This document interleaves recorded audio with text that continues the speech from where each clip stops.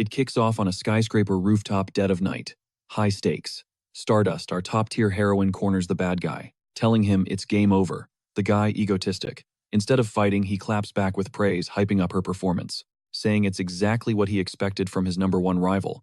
Stardust isn't having it, though. She shuts him down, calling him a piece of trash. Egotistic backs up to the ledge, casual as you like. He muses on how she's always crashed his parties. But sadly, the show ends tonight.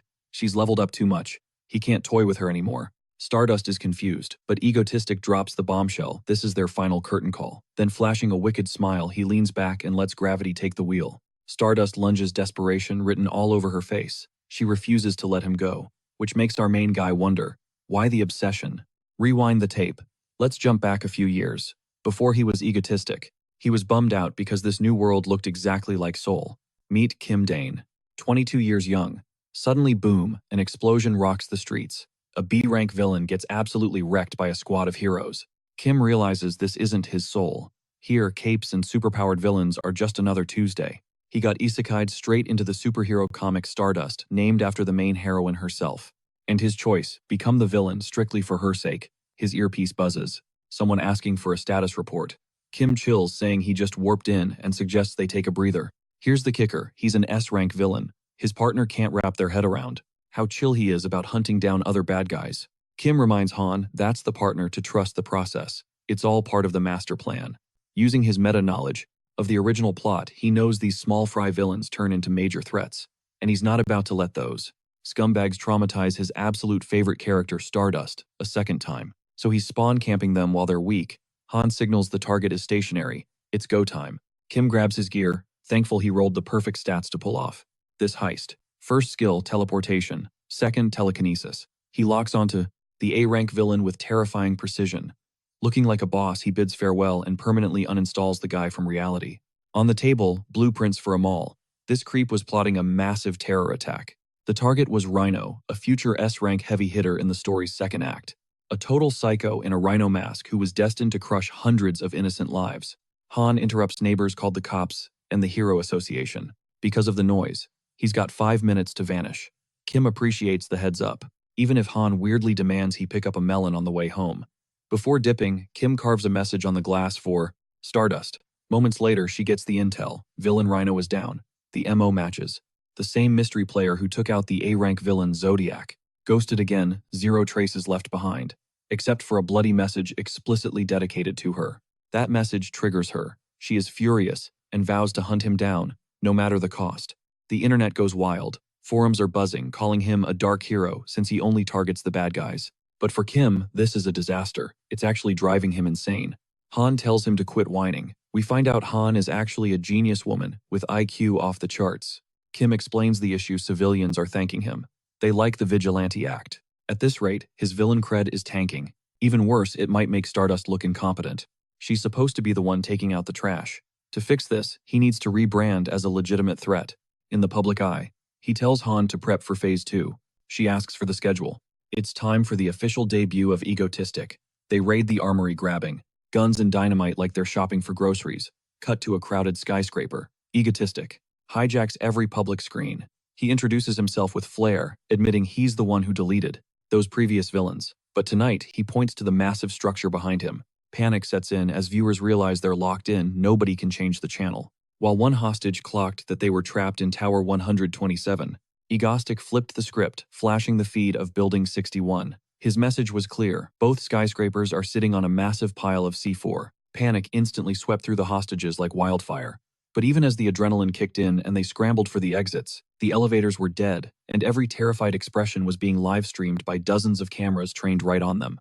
Egotistic officially kicks off the game, taunting Soul's protector to come stop him. But here's the twist. Stardust was already closing in. Egotistic immediately starts checking his fit, making sure his villain drip is absolutely flawless. The guy is literally shaking not from fear, but because he's finally about to meet his ultimate bias in the flesh. Stardust sticks the superhero landing crashing into the scene. Her aura alone leaves Kim totally starstruck. This A-rank heroine hits way different in real life than in the comics. She's so stunning that Kim's brain short-circuits and the two just stand there in silence. Flashback time. Kim remembers waking up in this universe battered and bloody in some random alleyway. To make matters worse, he had zero clue where he was. It wasn't until he stumbled out and saw a massive Stardust billboard that the realization hit him. He'd been isekai'd right into the world of his favorite comic. Originally, he planned to grind his way up as a hero to stand by her side.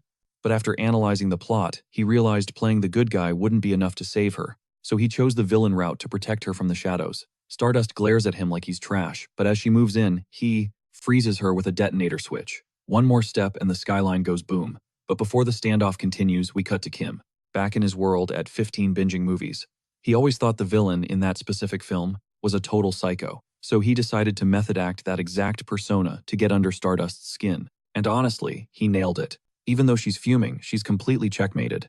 The reason Stardust didn't just speed blitz him, simple. A few minutes ago, he read her like a book. He bluffed that he's got a partner hidden away with a backup detonator ready to flip the switch. He advised her to drop the tough guy act, asking how she likes this chaotic stage he built just for her. Stardust demands he let the civilians walk, promising that if he complies, she'll go easy on the beatdown before arresting him.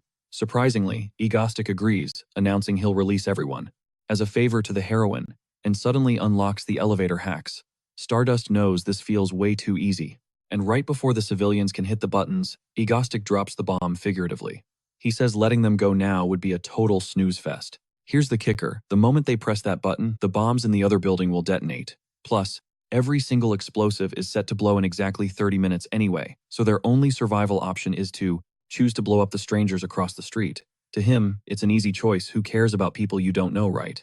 Stardust curses him out for being a heartless monster, while Egostic declares that today the world will witness the absolute peak of human selfishness. Inside one tower, the cracks are already showing. People are screaming to blow up the other building, terrified that if they hesitate, the 30-minute timer will wipe them all out. But naturally, there are others fighting back, refusing to mass murder strangers just to survive. The arguments are getting heated, and someone screams out asking what the hell the hero is doing.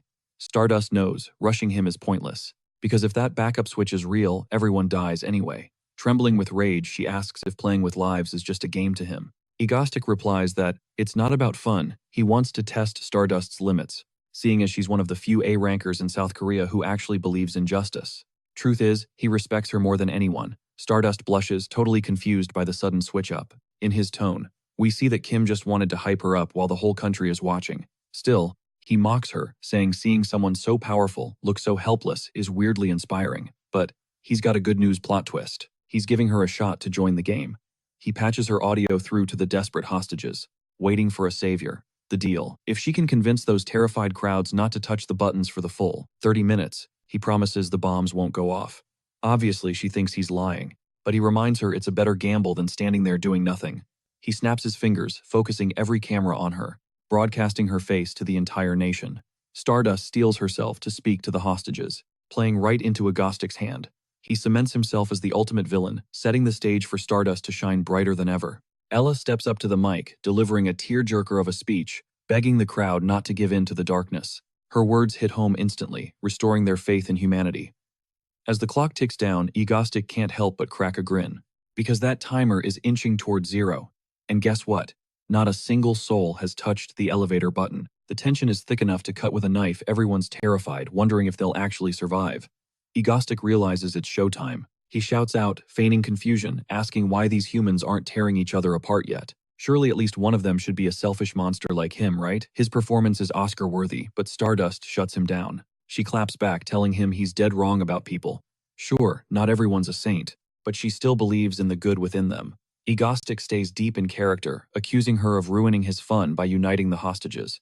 With nothing left to do, he bids her farewell until their next little game. But Stardust isn't letting him walk away that easily. She lunges at him, catching him off guard. Her expression is blazing with way more righteous fury than he expected. He barely manages to teleport away before her fist connects. The crowd goes wild, cheering for their savior, Stardust. She just stares at her hand, frustrated. Meanwhile, Kim warps back to his hideout and collapses. His body is wrecked.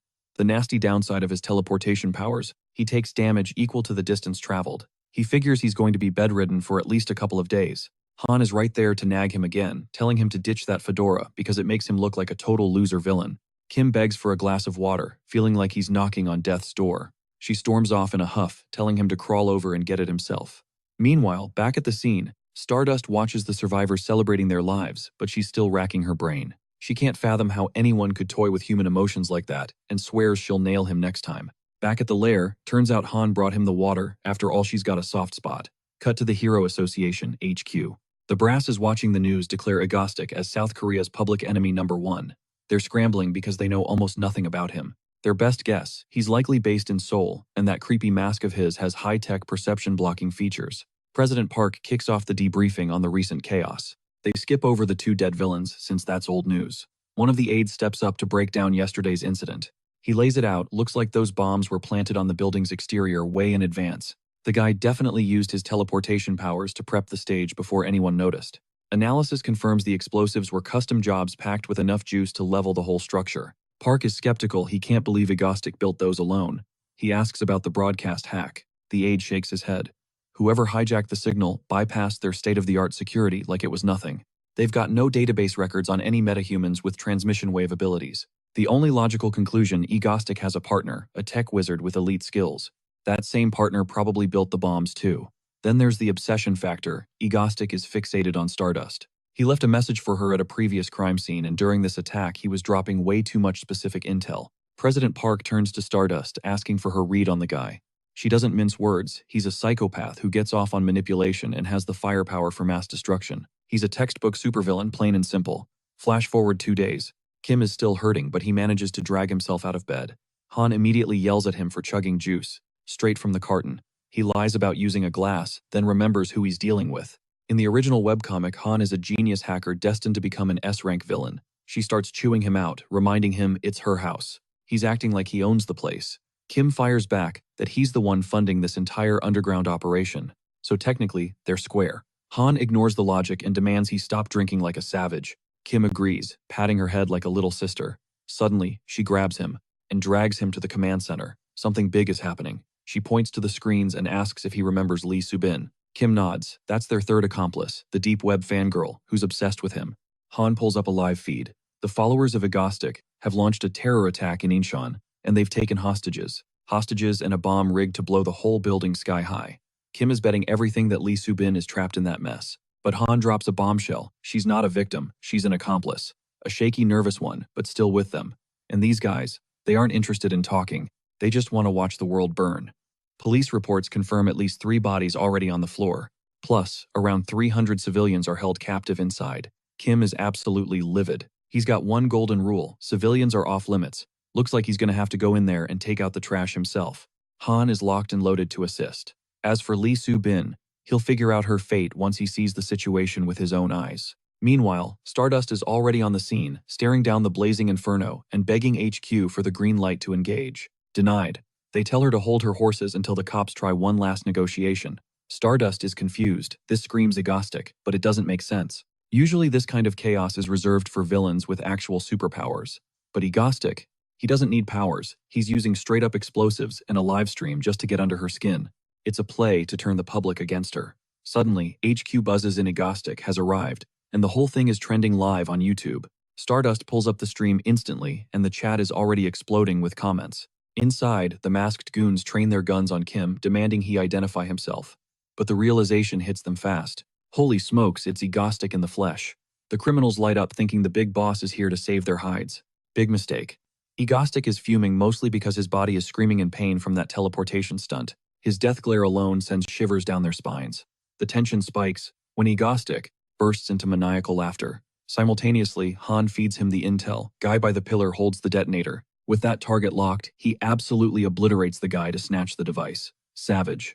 The other thugs panic, thinking he's a cop engaging in cosplay, and aim their weapons at him. But then, every single gun twists around in their hands, pointing right back at their owners. Telekinesis for the win. Agostic sneers, telling them he'd never have.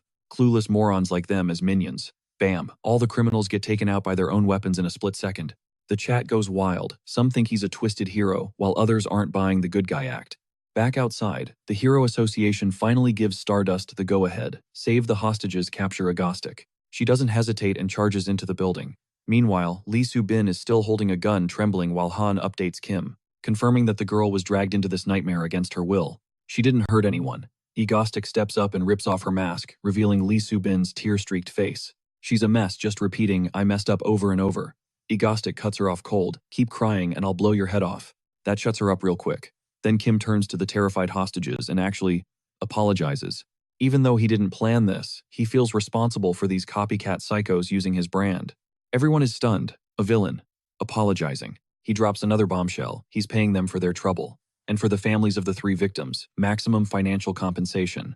Then it hits him digital paper trail. The cops could track the money transaction. But he figures Han is a wizard, she'll scrub the data. Speaking of Han, she's screaming in his ear to grab the girl and bail immediately. Kim follows orders, scooping the girl onto his shoulder like a sack of potatoes. But walking, it's pure agony. His body is still protesting the teleportation with every step. Just his luck, boom, something crashes into the building with the force of a freight train. It's Stardust making an entrance. Cut to the next day at Yeonji University. A student is scrolling through news reports about the hostages actually getting their hush money. That student is Haru Stardust's secret identity. She's having flashbacks to crashing that party yesterday and locking eyes with Agostic. She launched herself at him for the takedown, but he dodged her like a pro. Truth is, he didn't dodge. His legs just gave out from the pain. By the time she recovered to strike again, he was gone. Poof. Vanished. Just thinking about it gives her a migraine. Her friend and senior, Chae Yoon, guesses the coursework is stressing her out. Haru waves it off, claiming she just spaced out for a second. Here's the kicker. She uses a high-tech perception filter when she suits up as Stardust. It keeps her identity safe, so nobody knows the city's savior is just a college kid. But lately one problem is living rent-free in her head. Agostic is spiraling totally obsessed with why he even bothered saving those civilians. Chae-yoon pulls at her cheek to snap her out of the trance, telling her to quit with the long face. To fix the mood she treats her to. Mango bingsu, the ultimate comfort food, and Haru's absolute favorite. Suddenly, Ghost's image flashes in her mind. Haru's face darkens, realizing not even sweet mango can fix this mess. Her rage boils over until snap she crushes her pen. She just can't believe that guy is living rent-free in her head. Just another reason to hunt him down. Eventually, they dig into the dessert and Chae-yoon thinks Haru actually looks kinda adorable. Meanwhile, across town, Agostic leads Lee Subin to a seemingly average house. But he points out a hidden mechanism near the entrance that reveals a secret door. Once inside, they step into an elevator where he punches in the code. They descend dozens of floors underground. Welcome to the ego base. Han snaps at him to stop naming her house without asking, but Kim hits back with, "What's yours is mine." Trying to act cool, he leans back and smashes his knee against the special bed. Ouch, Han suggests. He cut the act and just rest. Kim begs for a break, teleporting with a passenger is twice as draining. He's wondering why he even recruited her, but right now, this fatigue recovery pod feels like heaven. He shoots a thumbs up, a random gesture that leaves her totally confused. Just then, Lee Subin wanders in and sweetly asks Kim if he wants a snack. He's floored she went shopping casually while being a wanted criminal. She claims her bangs hit her face, which honestly makes her look even sketchier. Han drops everything to grab her. Malona ice cream. Kim realizes the truth. Han only called the rookie to run errands. He calls her out on it. Han claims she needed help, but Kim fires back that maybe she should have called before the girl committed a crime. He vents his worry that this unstable kid might just snap and shoot up the place. Han shuts him down, clarifying she's not like that, those guys dragged her into it against her will. Lee Subin panics, realizing they know her name. Han reveals she knows everything. Her parents were researchers at the Yanan group. Personal intel that terrifies Subin. Han explains she saw her web posts and doxed her easily because her security blocker was full of holes. She also knows about the vendetta, since Subin posted threats against Yeonjun for what they did to her parents. Ironically, Han is also hunting Yeonjun leaders to settle some personal scores. She won't stop until they're crushed, and she asks if Subin wants in. Kim is stunned. Lee Subin is a Yeonjun victim just like Han. He managed to convince Han by promising revenge, but his real motive was stopping Subin from becoming a future S-rank villain. As for Lee Subin herself, he doesn't remember her from the original canon, meaning she was a total background character, proving she's harmless. Suddenly, the two girls start sobbing in each other's arms, bonding over their shared trauma. Kim didn't see that coming. Han's tough exterior completely melted. Still, it's not a bad sight. He decides to drift off and give them some space. Downtown in a restaurant, a woman is sobbing because some creep is forcing her to stay. The guy scolds her for ruining his appetite, acting like his creepy crush is harmless. A cop steps in, responding to an assault report to drag him to the station. But the guy tells them to beat it, since he's in the middle of a meal. The cop grabs his shoulder to arrest him, but suddenly the guy emits a red glow. In the blink of an eye, the officer is standing on the roof of a skyscraper. Up there, the aggressor kicks him off the ledge, warning the police to think twice before messing with him. Meet Jackal, an A-rank villain with teleportation powers. Cut to another scene showing Han's fate in the original storyline. By this point, she was commanding, dragons, and fighting head-to-head against Stardust. Back then, she was known as the White Witch, wielding S-rank power. Back in the present, Han is chewing Kim out for drinking all the orange juice, her favorite. By the way, she's currently 16 years old. Lee Subin interrupts to confess she drank it all and promises to buy more. Mystery solved. Han didn't even drop a scolding. Instead, she pulls Lee Subin into a tight hug, signaling she vibes with the girl because, well, trauma recognizes trauma. Kim walks in, sees the embrace, and instantly kills the mood. He throws shade, joking that Han finally quit the whole pretending to be a dude act.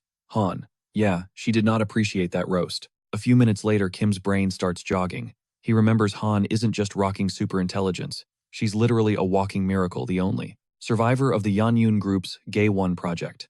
These sickos ran twisted experiments on hundreds of innocent kids. But then one day, an anomaly triggered in one of the test subjects. Boom. Everyone dead. Staff kids? Everyone, except Han. Battered and broken, she still managed to break out of that hellhole. She found a basement, hunkered down, and built this entire underground base from scratch. She spent years ghosting society, living in the shadows, until the day he personally tracked her down. The second she saw him, her walls went up. Total defense mode. So he cut the small talk and went straight for the jugular. He offered her revenge. Funny enough, their goals aligned perfectly. Han was still acting sus, so he reached out a hand, showing her he wasn't there to hurt her. He was there to save her. See, in the original timeline, Han turns into a psychotic S-rank villain, fueled by a twisted need for payback, only to end up dead in a ditch. Total bad ending. Kim wasn't about to let that slide. Sure, he turned her into a villain now as his accomplice, but at least he's steering her toward a better path. Back in reality, Han realizes Kim is staring blankly at a screen. Not that his pea-brain could understand the code anyway. Inside his head, though, Kim is profiling Lee Subin. Poor girl lost her researcher parents way too young. Despite that, she supposedly hacked her way into a prestigious university through pure self-study. Her major computer engineering. Looking at the future roadmap, she's destined to become the tech support backbone for all of Han's hacking ops. At first, he was hesitant to draft her, but the moment he tasted her cooking, sold. Welcome to the team. Han pulls out a beetle-shaped tracker. This bad boy was custom-built for their main character of the day. The target, Jack Chul, an A-rank villain. Kim lets out a curse. Why did it have to be a teleporter? The worst part is, this guy is broken. He can spam short-distance blinks infinitely with zero cooldowns or side effects. It's a nightmare matchup because Kim can't lock him down with telekinesis. Han chimes in, saying they need to delete him because he's such a headache. Kim isn't exactly hyped about it though, mostly because she has no clue how much physical pain teleporting causes him. Fast forward a bit. He's already on site for the ops. He radios Han asking if warping directly into the guy's living room is actually a smart play. She doubles down, just shoot the tracker. Even if he dodges the bullet, he can't dodge the bug. She engineered it to be faster than gunfire. Kim thinks it'd be cleaner to just clap him in the streets. But Han reminds him, this dude only teleports. He literally never walks anywhere. Plus, she spent ages researching this plan. Arguing with him gets her so tilted she has to chug water to cool off. Meanwhile, Lee Subin wishes her idol Egostic good luck. Han drops the command, execute. He warps in, catching Jack fresh out of the shower. Kim instantly unloads his dual pistols. One with standard rounds, one with the tracker. Jack barely manages to blink away, but luck is on their side. The tracker sticks. The girls immediately get to work triangulating his signal. He moved 500 meters east. Egostic follows the ping, materializing right in the middle of a massive crowd. Yeah, this wasn't in the brochure. People instantly whip out phones to livestream him. Meanwhile, at Yanji University, Haru is stuck in class when the association drops a priority call capture, Egostic. They send the cords and tell her to hustle. The news hits her so hard, she almost loses it. She has to force herself to breathe because her reaction was drawing way too many eyes. Blushing with embarrassment, she grabs her bag and sprints for the roof, launching herself into the sky to intercept. Back on the ground, Han is guiding Egostic, confirming the bullet definitely tagged Jack Chul. The traffic light flips to red. Egostic moves in for the kill, but Han screams a warning in his ear. Some lunatic driver just blew the red light and is barreling straight for him. But before the impact, we cut to a flashback. Dead of night. A group of shady thugs has Jack Chul tied up on a bridge over unpaid debts. He'd stalled for too long, and these guys were done listening to the sob stories. The boss takes a drag of his cigarette and burns through the rope holding Jack. Despite the begging, the boss doesn't flinch. Down he goes. It was a death sentence. Falling toward the black water, Jack screamed curses at them. But right as he hit the surface, a blinding light exploded. In a split second, Jack Chul vanished and reappeared right behind the thugs on the bridge. Leaving the squad totally shook with his sheer absurdity, Jakchul relished the surge of power coursing through his veins while the mob rushed him for round 2. But Jakchul, he wasn't sweating it. With this kind of juice, he knew there wasn't a soul on earth quick enough to tag him. Flash forward, Egotistic pulled a clutch move, blinking right inside the truck to cheat death, which ticked Jakchul off big time. He had the timing calculated down to the millisecond, yet Egotistic still finessed him. Out of options, he scrambled to the top of a skyscraper. Perched on the edge, a memory hit him. Egotistic had already flatlined 2 other villains. He briefly wondered if there was some personal beef, but quickly scrapped that theory, since he'd never even crossed paths with the guy before. When Egotistic demanded his surrender, it clicked for Jakchul. This psycho is hunting villains just for the thrill of it. Then boom, Egotistic warped right next to him on the roof. Jakchul bolted, but it was useless because Egotistic was glued to his heels. In a panic, Jakchul snatched up a woman and yeeted her off the ledge as a distraction, but Egotistic swooped in, catching her with such smooth riz that she instantly caught feelings.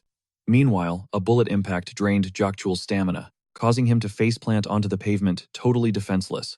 Egotistic finally caught up, ready to read him, his rights or lack thereof. Jakchul was baffled. Isn't this guy supposed to be a villain too?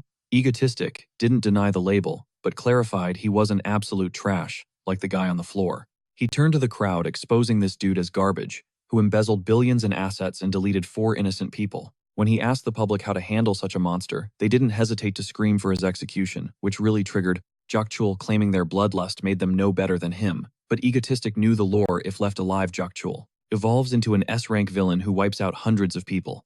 But the worst part, he'd eventually torment his precious Stardust. Slipping back into character, he told Jakchul, "Game over," and double-tapped him right there. Unexpectedly, the crowd cheered. It confused him. Usually people freak out when they see someone get flatlined. Even though superpowers exist here, it usually feels just like his original world. But moments like this, a stark reminder he's on a totally different planet, and he still can't quite get a read on the locals. With theatrical flair, he tipped his hat to the audience, then immediately pointed his weapon at them, a subtle reminder that they were cheering for a villain. But his performance got cut short when Stardust crashed the party. Just seeing her made him blush behind the mask. Usually, she's a quiet college student. But in hero mode, she talks with this gritty, rude tone. And honestly, that really turns him on. Stardust demanded an explanation. Egotistic shrugged, claiming he just deleted a teleporting psycho who murdered innocents. Basically, he did the hero's job for them. Stardust didn't vibe with that. She exploded with rage, while Egotistic pointed out that heroes are authorized to neutralize A-rank threats. She snapped back. "So are you a hero now?" Realizing they were being live-streamed, he saw the perfect opening to glaze her up and boost her public rep. He started monologuing about how he admires her unshakable sense of justice. Totally different from him, an outlaw taking the law into his own hands. However, the speech backfired hard. The crowd started hyping him up for catching baddies, laws be damned. He totally didn't see that coming. Han buzzed in his ear, ordering him to quit the grandstanding and return to base. Thinking fast, Egotistic announced to the world that he is, in fact, a villain who plans to commit more crimes, and dared Stardust to stop him. Then he dipped before he could mess up the narrative any further. Stardust stood in silence, staring at Jakchul's lifeless body, her mind racing with conflicting thoughts. Meanwhile, Kim made it back to the underground hideout, physically unable to move a muscle. A panicked Lizabin demanded to know what happened. Han explained it was the backlash from his teleportation ability. Together, they grabbed his arms and dragged his limp body to the recovery pod. The news went viral instantly. The internet was simping hard for Egotistic, leaving Stardust in the dust. She saw it all. Perched on a rooftop, she started questioning everything about her life. A dark memory surfaced the day her parents were smoked for resisting a robbery, and the shooter told her to blame those idiots she called parents. Even with a gun barrel in her face, she didn't show an ounce of fear. Just pure, unadulterated rage. That look left the gunman speechless. He told her to count her lucky stars and walked away without hurting her, claiming she was interesting. But Haru was furious at her own helplessness back then. If she had the power she has now, she wouldn't hesitate to delete that scumbag from existence. Right in the middle of her breakdown, a lightning bolt literally nuked her from the heavens, but instead of frying her, it triggered a total metamorphosis, gifting her golden locks and her signature god-tier powers. Meanwhile, back at the Agostic HQ, Kim was groaning in bed when Han realized the boss was finally awake. Hype levels rising, he shoved a screen in Kim's face, insisting he listen to the latest buzz while he eats, because the news cycle has been compiling a highlight reel of his actions so far. First off, he absolutely did 2 A-rank villains. Then he pulled a massive save for hostages in a building hijacked by criminals. And get this, he even cut checks for the victims. He also flatlined that teleporting A-rank baddie, the one heroes claimed was basically impossible to catch. And according to the media's hot take, Egostic isn't giving off villain vibes. In fact, his approval rating is insane. His post has over 7,000 likes and only 12 dislikes. On the flip side, the internet is dragging Stardust, saying she's contributing zero value and that Egostic is way more based. I mean, the guy soloed 3 A-rank threats. Kim is confused why Stardust is getting so much hate, and Han thinks it's because she's the slacker among the A-rank trio. Shadow Walker and Icicle are out there saving hundreds, single-handedly, while Stardust crickets. Or at least that's the narrative the keyboard warriors are spinning. And, the cherry on top, they opened an Egostic fan cafe. Kim can't fathom what kind of weirdos simp for a villain, so he hopped up, decided to flip the script. He tells the crew to gear up because their next raid starts immediately, and they're going to show Korea what a legit villain looks like and who the real hero actually is. Meanwhile, Haru was chilling with her mango juice until her vibe was ruined by overhead gossip claiming Egostic is superior. It hits her right in the feels because she's trying her hardest and doesn't get the toxicity. She literally slapped herself to snap out of it. And her bestie, Chaeyoung, asks why she's beating herself up. Ignoring the self-inflicted violence, Chaeyoung wants to show her something hilarious that's trending hard, the official Egostic fan cafe. Haru is shook that Chaeyoung is actually standing this guy, but then her friend flags her down. Egostic is live streaming right now. Immediately, the association buzzes Haru to report to base, then deploy to the scene. She jumps up and sprints off mission-locked catch Egostic. Down by the train tracks, Kim made his grand entrance, and to his shock, the crowd actually cheered for him. He grabs the mic, acknowledging that apparently everyone sees him as some kind of hero. They even made a fan club for him, but he thinks they're confused, reminding them he's a villain with a capital V. To prove it, he grabbed innocent bystanders and tied them to the tracks with the train barreling down as we speak. He knows for a fact. Stardust is watching the stream, so he breaks down the rules of the game. It's a classic trolley problem. Leave the lever alone and save one person while 5 die, or sacrifice the one and pull the lever to save the 5. Oh, and if she tries to save everyone, the train derails. Game over. That means her only logical move is to pull the lever. Stardust burst onto the scene, ghosting him for now, fully aware that unbinding the hostages endangers every passenger on board. Despite the crushing pressure, she racked her brain for a miracle solution, while Egostic watched with glee as the train lights appeared. The livestream chat is screaming for Stardust to pull the lever. Pure math. 1 life lost is better than 5. Kim gets their logic, but he knows exactly how Stardust is wired. Lee Soo-bin panicked seeing Stardust sprinting head-on at the train, but Egostic told her to keep driving, assuring her the heroine won't attack. He yelled at the camera that Stardust is insane, she's gonna get splattered. Still, she planted her feet on the tracks to tank the train, physically betting she could stop it and save everyone. The protagonist noticed the train was actually speeding up, so he ordered Lee Soo-bin to hit the brakes, but she had passed out from sheer terror. This just went totally off script, and now Stardust is in mortal danger. A few minutes ago, as the train approached Egostic, predicted she'd choose the stop the train with brute force option, so everything was going to plan. He recalls how annoying it was setting up the hostages on the tracks, and doing it in broad daylight meant a million things could have gone wrong. But he was proud of the setup, reasoning that in the original canon, Stardust levels up by beating villains, but the trauma wears her down. Since he killed those villains, she lost her XP. So he designed this controlled training session to help her grind. It was all a calculated setup to power level her stats. He played it up for the cameras, bluffing that she'd be absolute toast if she went straight for the train. But deep down, that was exactly the endgame he had in mind.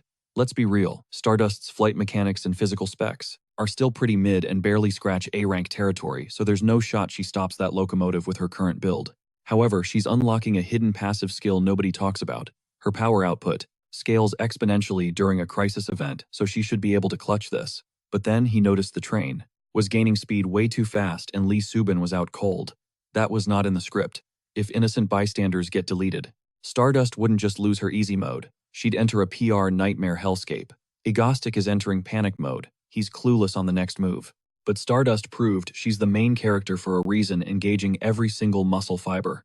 Even her boots were tearing up the asphalt from the sheer G-force she was exerting. Egostic could only pray she'd stick the landing. And then, against all odds, Stardust pulled off the miracle stop just in time to save every single soul. Egostic was hyped beyond belief, and now, he needs her to look like an absolute boss for the livestream. Meanwhile, she's running on fumes from that surreal feat of strength she just pulled. Her pose was so iconic that Egostic couldn't even hide his inner fanboy. But he snapped back to his villain persona, instantly playing it cool. The script went off the rails, but the ending, perfection. A few eagle-eyed viewers caught Egostic screaming like a cheerleader, but the majority were too busy simping over the heroine they used to trash. Mission accomplished for Egostic.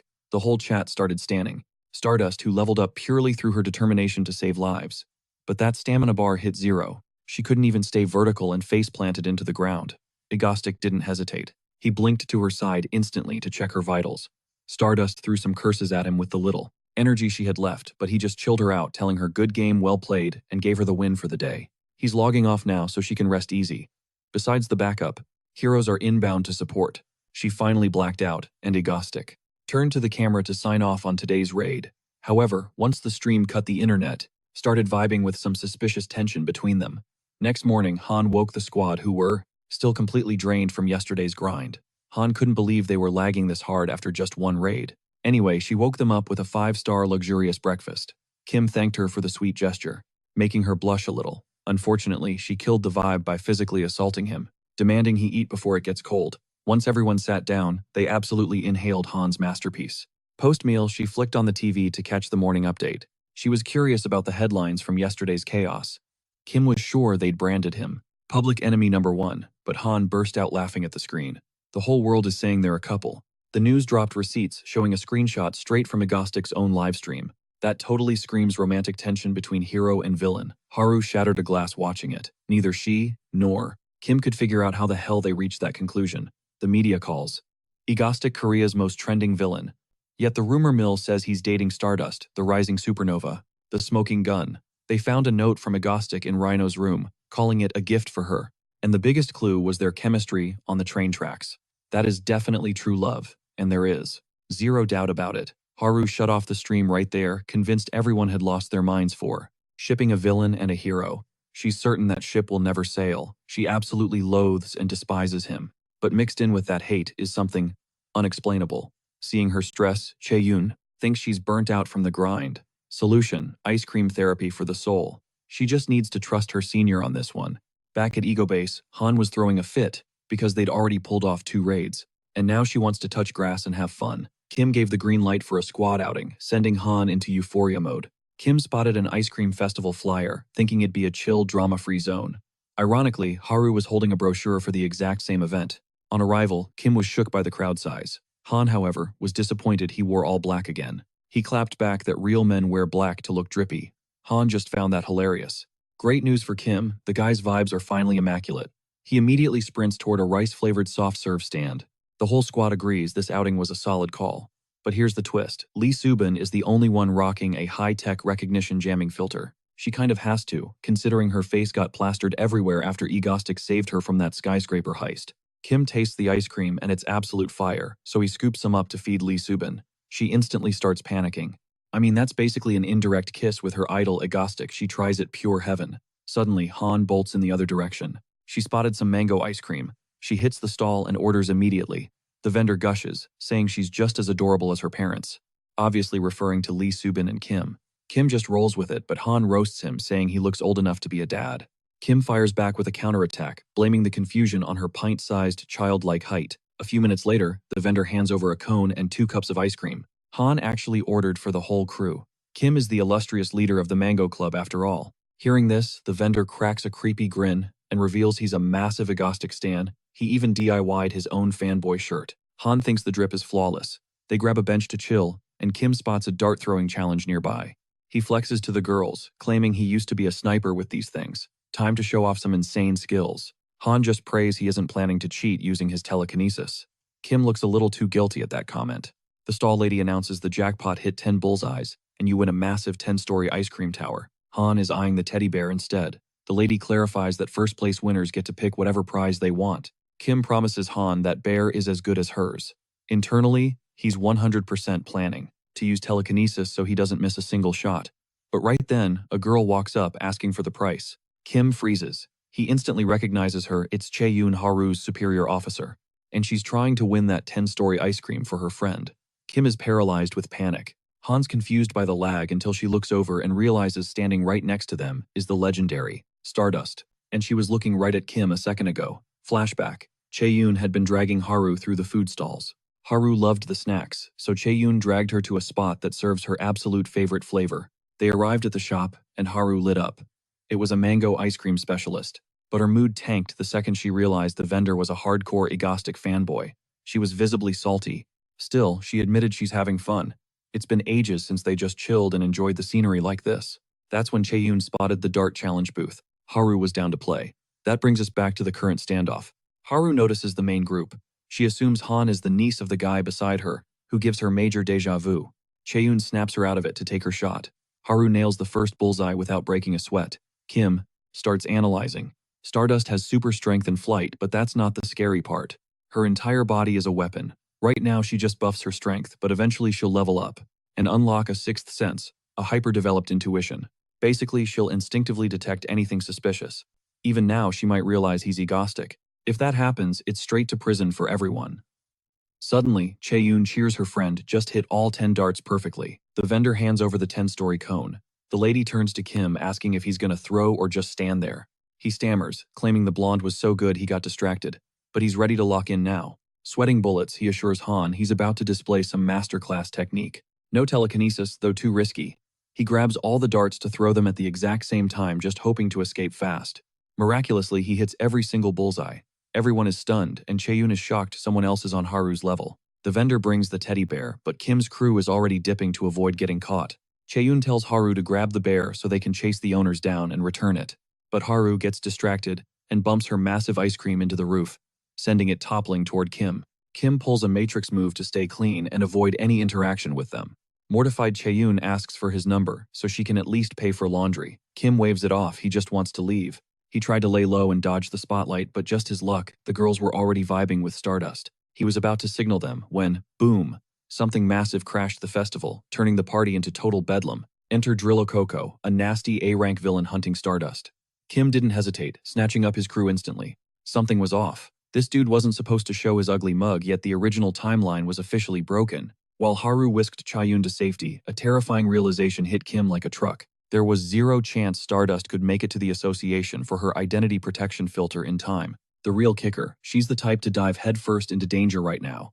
If she fights barefaced like she did in the original canon, it triggers the root of despair. Kim wasn't about to let that tragedy replay, no matter the cost. So he made a move. He warped the girls straight to Ego Base, suited up in record time, and barked orders at Han to fire up the livestream. He completely ignored her concern, no time for feelings. Back at the chaos, Drylococo was raging, screaming for Stardust to show herself. Suddenly, Egostic's voice boomed over the speakers, introducing himself as South Korea's public enemy #1. He audaciously asked Drylococo, who gave him permission to crash his turf. The crowd went wild, totally hyped by his arrival. They didn't buy his bad guy act for a second. To them, he's practically a hero, especially when he trash-talked the monster, guaranteeing its defeat. But hold up, let's rewind 3 years. Inside the Hero Association conference room, they were briefed on the anti-recognition filter. Its high-tech stuff passed through the device, and a digital veil masks your identity, making your face a blur for a set period. But there's a catch if you show your real face to someone you know. The filter glitches out. And obviously, if a hero drops their mask to the public, it's not just a career ender, it's a life destroyer. That's the golden rule every hero must obey. Back in the present, Haru did the math. It was way too late to hit up HQ for the filter, but she didn't sign up for the hero life to run away. Exactly as Egostic predicted, she chose to fight identity be damned. On her way, she noticed the crowd buzzing with excitement over the arrival of Korea's swaggiest villain. Which brings us back to Egostic's grand entrance. He knew the canon lore Stardust originally revealed her face here, and her life became a living hell. Maintaining a normal life is crucial for a hero. Drylococo clocked him immediately. It was that same guy who's always flirting with Stardust. The monster leaped up the building, convincing the crowd he was fighting for the heroine's heart. Reaching the top, the beast snapped its massive jaws to swallow Egostic whole, but he blinked away with a teleport. The monster kept the pressure on, but Egostic used the warp to deliver a nasty counterstrike right to its skull. Enraged, Drylococo roared at him to stop jumping around like a maniac and fight fair. Egostic just shrugged. He had to remind the beast that, well, he is a villain. The audience still wasn't buying his evil persona. He realized he needed a solid narrative to justify why he was there. Otherwise, the misunderstanding would just get worse. So he loudly asked the monster why it attacked. Drylococo growled that he was after Stardust, but since Egostic seemed interested in her too, they were now rivals. Egostic was confused by that logic, but the crowd ate it up. Now they were 100% convinced the two were fighting over a girl. Drylococo's rage spiked when he remembered Egostic's earlier threat about invading his turf. Egostic tried to backpedal, but it was way too late to de-escalate. The beast began charging massive energy in its maw. Egostic recognized the move instantly, the extreme splash. The monster unleashed a devastating energy beam to roast him alive. Luck was on his side. He warped out of the way just in time, knowing full well a direct hit would have been game over. Next, he unlocked the heavy gear on his shoulder, revealing an arsenal of floating guns. With a slick flick of his wrist, he unleashed a lead storm on the target. When the clips ran dry, Drilicoco emerged from the smoke angrier than ever, roaring that petty bullets couldn't scratch him.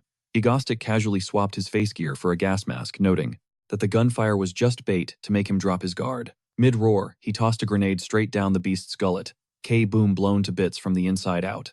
Egostic remembered that in the original canon that monster's armored hide gave Stardust hell, so obviously he came prepared with a cheat code. The Drilicoco hit the pavement, game over. Now the livestream chat is blowing up, demanding the association give Egotistic his flowers and recognize him as a legit hero.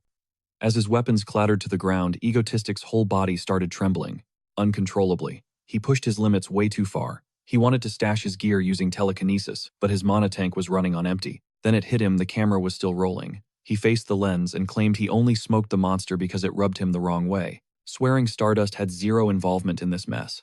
But let's be real, the viewers could tell he was just saying the first excuse that popped into his head. Suddenly, Stardust blitzed onto the scene with her supersonic speed, demanding to know if he took down the beast.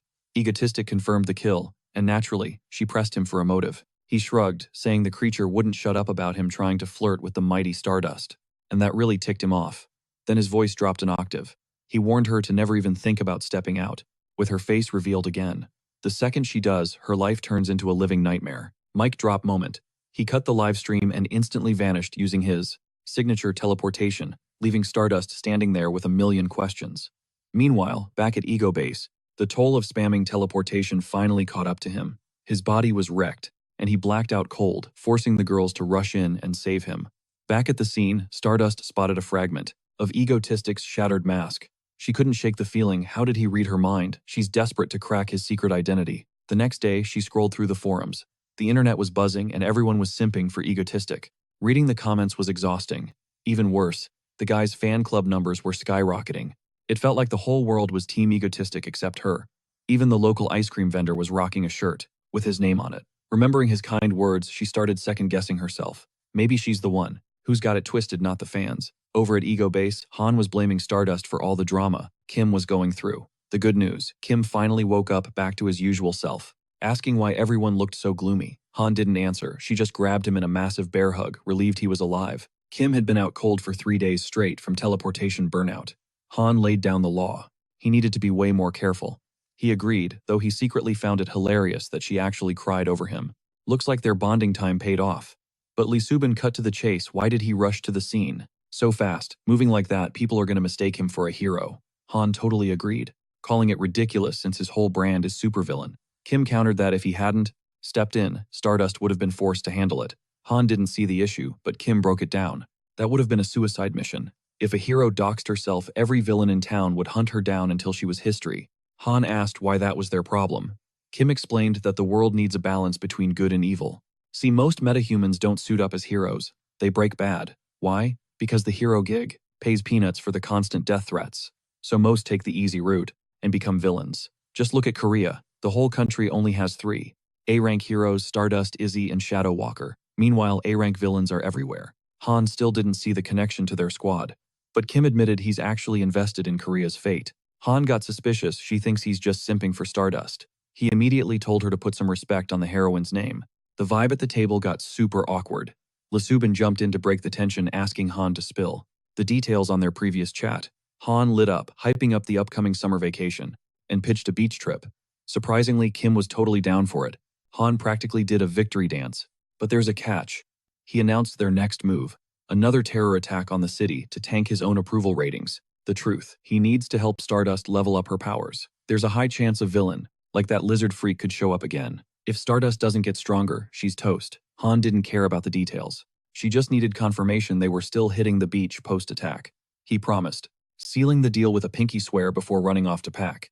Later on, Han admitted she's got big plans. So far, he staged attacks at the observatory and the train tracks. Ground attacks are totally off the table, so we need to take this chaos to the deep blue sea or the high skies. Kim's gears started turning, and suddenly pure inspiration struck him like a lightning bolt from the god of chaos. The verdict: they need to yeet a plane straight into the ocean, a plan that had him and Han cackling like absolute lunatics. Fast forward a bit, and we see a commercial flight cruising along, vibes completely chill and normal. Until Agostic hijacked the system, he announces to the whole cabin that today is their lucky day for a twisted trivia game show.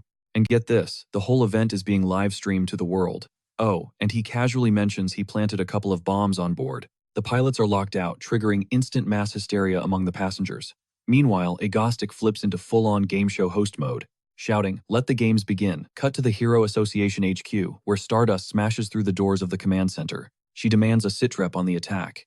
The president, looking totally defeated, basically tells her, "Don't bother going." He thinks it's a lost cause. But Stardust, she stands her ground, ready to deploy, and checks him for that loser attitude. Suddenly, a new challenger approaches. Stardust lights up, because it's Hyun, a.k.a. the legendary Shadow Walker, or the Night Lord. He tells the Prez he'll hit up Jeju Island Airport, but after that, he is crashing hard, because fighting in daylight drains his battery like crazy. The president warns Stardust not to go too hard. After all, you can't save everyone. A harsh reality she knows all too well. Shadow Walker engages his dark warp drive. Boom, they arrive. Stardust hits the roof, shouting out a quick thanks to the gloomy guy. But the dude is absolutely cooked from using his powers in broad daylight. She steps out, ready to save the day like a boss. But that confidence shattered in a split second. Because honestly, she has zero clue how to stop a plummeting plane. But pause, let's rewind a bit. Flashback to a few years ago. A shady villain meetup hosted by Thousand, an S-rank baddie. Plot twist: Shadow Walker stands up and straight up vetoes Thousand's master plan. Thousand wants to conquer all of South Korea. He thinks Shadow Walker forgot whose turf this is. Meanwhile, a minion is wondering, how did this guy even get in here without triggering an alarm? Thousand roars that this is his house, and launches a massive energy nuke. But when the dust settles, total confusion. Shadow Walker ghosted him. Suddenly everyone starts getting sucked into this creepy black goo. Thousand powers up to max level to stay guarded. But the darkness, it's dripping from the ceiling now. Shadow Walker drops from the shadows for a sneak attack. Thousand counters with his ultimate move, blasting. Energy beams in every direction. He thinks he flattened the punk, but joke's on him, he just nuked a decoy. The real Shadow Walker spawns right behind him. Menacing aura on 100. He claims the turf as his own, drowning everything in shadow. That was him at his peak. Now, he's totally nerfed without his darkness field. Back to the present, Agostic spots Stardust crashing the party. So he drops the final question of the quiz. The passengers are literally sweating bullets. To get why, let's rewind 30 minutes. Agostic breaks down the rules of engagement. Everyone gets a text from a burner number. That is your hotline for answers. From now on, zip it. Silence is golden. If you cheat or yap, you are disqualified. Permanently. Question 1. What was the exact capacity of a lifeboat on the Titanic? You have exactly 1 minute. Go. One lady tries to screen peek her neighbor. To snag the answer, Agostic catches her lacking and bans her for cheating. She starts Karening out, and gets the people sitting next to her disqualified too. Savage. The livestream chat. Starts realizing Agostic isn't playing. Time's up. He reveals the answer and drops a joke. So cringy that even Han didn't crack a smile. Next up, more rounds, more eliminations. As the quiz rolls on, the vibe shifts from confused to absolutely terrified. Finally, the boss level. The last question. Get this right, and everyone walks away alive. But there is a catch. Only one contestant is left standing. That is when Agostic spots Stardust on the roof, announcing that hundreds of lives rest on this one dude's shoulders. How's the pressure, buddy? The guy admits he is freaking out. But his answer was a total buzzkill for Agostic because he made it crystal clear that talking was strictly off limits for the final round. Usually, you might get a pass for a slip-up, but not today. The judges swung the banhammer immediately. And then, boom, the bomb didn't wait, sending the jet into a terrifying nosedive. Everyone's looking at Stardust to step up, but she freezes. It's a total déjà vu of her worst trauma paralyzing her on the spot. Clueless. She radioed the association for backup, but they straight up folded. They're literally drafting a press release to announce the upcoming tragedy. Abandoned and hopeless, Stardust felt like quitting. She barely managed to stop a train doing 60 miles an hour, stopping a diving jet, impossible. Memories of her parents' death flooded back, wishing she had the power to save them back then. The irony is brutal. History is repeating itself, and she feels useless. Suddenly, static cuts in. Agostic hacked her comm signal. Just seconds ago, he was vibing thinking today's raid was a cakewalk. Then Han dropped the info. Stardust hasn't budged from the rooftop. That was definitely not in the script. He ordered Han to patch him through to her headset immediately. Naturally, she greeted him with a few choice insults, which he completely ignored. He made it clear that plane crashes if she doesn't move. Stardust clapped back. reminding him this was his mess. Yet he expects her to catch it. It's suicide. She'd get shredded the second she touches, a jet falling at 600 miles an hour. She figured this was his twisted way of killing her indirectly, but he goes to cut through the noise. Grit your teeth and save them. He knows she can do it. That's just who she is. Stardust is confused. Why help? He fires back that he has no reason to zero her out. He's just another villain. She's the one who completes him. That line hit Stardust different, straight to the soul. And for once, she took the bait even if it was a trap to finish her off. She crushed the communicator and took flight racing toward the falling metal bird. As she closed in, she realized running away meant living a life, drowning in regret. She never thought a villain's sweet talk would be her fuel, but she locked in, refusing to live with that guilt. Inside the plane, the guy who failed, the final question was spiraling, blaming himself for the end. He sobbed, picturing his family one last time. But then a crying girl froze. She noticed something wild. The plane was slowing down. The pilots were confused. The yoke was fighting them, controlled by an external force. But that force was Stardust, fueled by sheer, unadulterated determination to save everyone. Moments later, a flight attendant rushed to grab the last passenger. To his shock, the cabin was empty. Everyone made it out alive, tears streaming. He called their savior a true hero. Meanwhile, her mind was drifting back to Egostic. The next morning, the news cycles were buzzing about the incident. Egostic remote-controlled the jet into doom. But miraculously, everyone survived thanks to the magnificent Stardust. Experts were losing it. Physics says she shouldn't have been able to pull that off. Watching from home, Haru clicked the TV off, cheeks burning from the praise. Suddenly her phone lit up. It's the blue-haired girl announcing she snagged some vacation days from the Association Press. Beach trip time. It's been ages since they hit the road together. Haru was hyped, accepting instantly. The girl added that Hyun is on the guest list too. Later, Haru stepped onto her balcony, Egostic's pep talk replaying in her head. It seems ironic that the only person trusting her potential is a villain. She's still puzzled why force her to stop the plane if he was sure she'd succeed. That we complete each other line lingered. He definitely had an angle. She needs to dig into his history. Then the association called. They want a full skills reevaluation. Meanwhile, Han and the squad were packed and ready to roll. Kim ordered them to deflate the pool floats to save trunk space, and Han obeyed instantly, buzzing with energy. It hit Kim then, this is actually his first real vacation since getting dropped into this world. He's gonna milk it for all it's worth. But they forgot one tiny detail, the nightmare traffic and the blistering heat waiting to roast them alive. Han pitches a brilliant idea, teleport the whole car. Kim shuts that down fast, says it'd literally drain his life force to zero. Now Han's salty, whining that they should have just taken the train. But Kim hits him with a reality check, way too much baggage. That piques Han's curiosity, what exactly is in the trunk? He pops it open and bam, a literal arsenal. Kim shrugs it off with a better safe than sorry, but Han totally loses it. Is this a vacation or a war zone? Fast forward a few hours, Han's mood flips instantly. We've hit the beach. Baby Lee Subin grabs a cold soda and slides it over to Kim, seizing the solo moment to get sentimental, telling him she's forever in his debt. Kim raises an eyebrow. For what exactly? Everything, she insists. Saving her life, treating her like a human. Kim shakes his head. Nah, he's the one who should be saying thanks. After all, she's the MVP of housework and a master chef in the kitchen. Subin turns 50 shades of red at the praise. But this wholesome vibe triggers Kim's trust issues. It feels like a manga plot twist where the waifu poisons the MC. He stares at the drink, suspicious. Cut to the Hero Association. The suits are analyzing data, absolutely convinced the readings aren't a glitch. Mathematically, it makes zero sense that Stardust could have stopped that plummeting plane. She agrees the old benchmarks were accurate, but she felt a shift when she pushed past her limits. She flares her aura, turning every head in the room. She winds up for a punch. And boom, the shockwave leaves everyone floored. Confirmed, Stardust just leveled up. Meanwhile, back at the beach, Han spots the other two getting way too cozy. He calls them out immediately the second he stepped away. They started low-key flirting. Subin tries to play it cool and deny it, even though she's totally crushing on Kim. Han isn't having it, and demands squad participation. This is a family trip, guys. So Kim decides to play, by scooping her up with a demonic grin and yeeting her straight into the ocean. Consider us playing. Han emerges from the surf and slaps a handful of seaweed right onto Kim's face. Despite the annoyance, Kim realizes he hasn't felt this chill in ages. He embraces the chaos and launches a counter-assault on Han.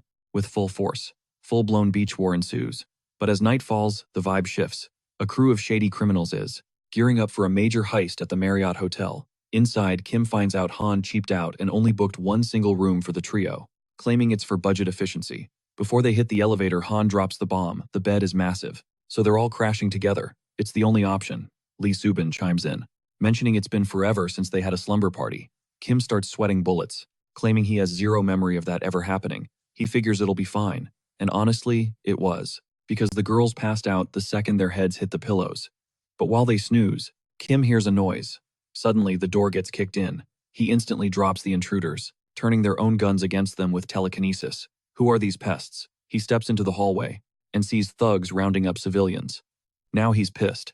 Of all the times to attack, they pick his vacation. It's suspicious they'd try a night raid. Knowing the Night Lord owns the dark, then the realization hits him. The Night Lord is still out cold from teleporting Stardust earlier. Great. No other choice. He barks orders at Hanwake. Subin barricade the room. He's heading to the parking lot. At his car, he spots more goons swarming the building. Lucky for them, he packed his anti-recognition mask, and he's about to make them pay for ruining his PTO. Back in the hotel room, he tosses gear to the girls. Break time's over, it's go time. Down in the main lobby. Meet Spain, an A-rank villain, and the mastermind here. He's live-streaming a threat to the Hero Association. Wire the cash or the hostages get deleted. Just as he's reading out the bank routing number, he gets cut off. The room freezes. It's Kim declaring this little clown show is officially canceled. With a casual flick of his wrist, every single gun in the room levitates, turns on the bad guys, and bam, he wipes the floor with them instantly. The move leaves him dizzy, burning through way too much mana, but he has to blink teleport immediately to dodge a lethal kick from Spain. The villain is fast. He pulls a piece and lands a point-blank shot right in Kim's gut. Suddenly, Egoistic bursts into maniacal laughter. One bullet. That's the best you got. He's putting on an Oscar-worthy performance, but internally, he's freaking out. He's in serious trouble. One flinch and he bleeds out. Spade's survival instincts are screaming at him to get the hell out of Dodge.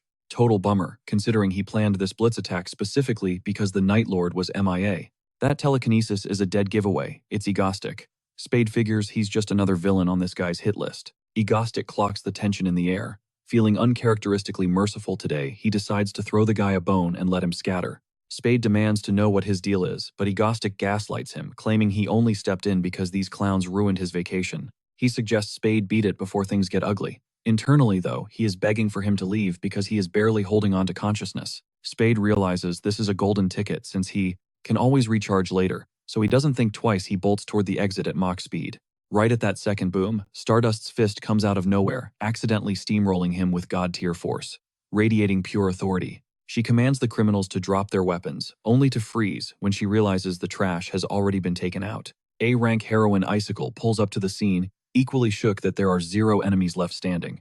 Kim is totally love-struck by her visuals, but Stardust snaps him out of his trance, demanding to know who the hell he is, and if he's the one who soloed these goons.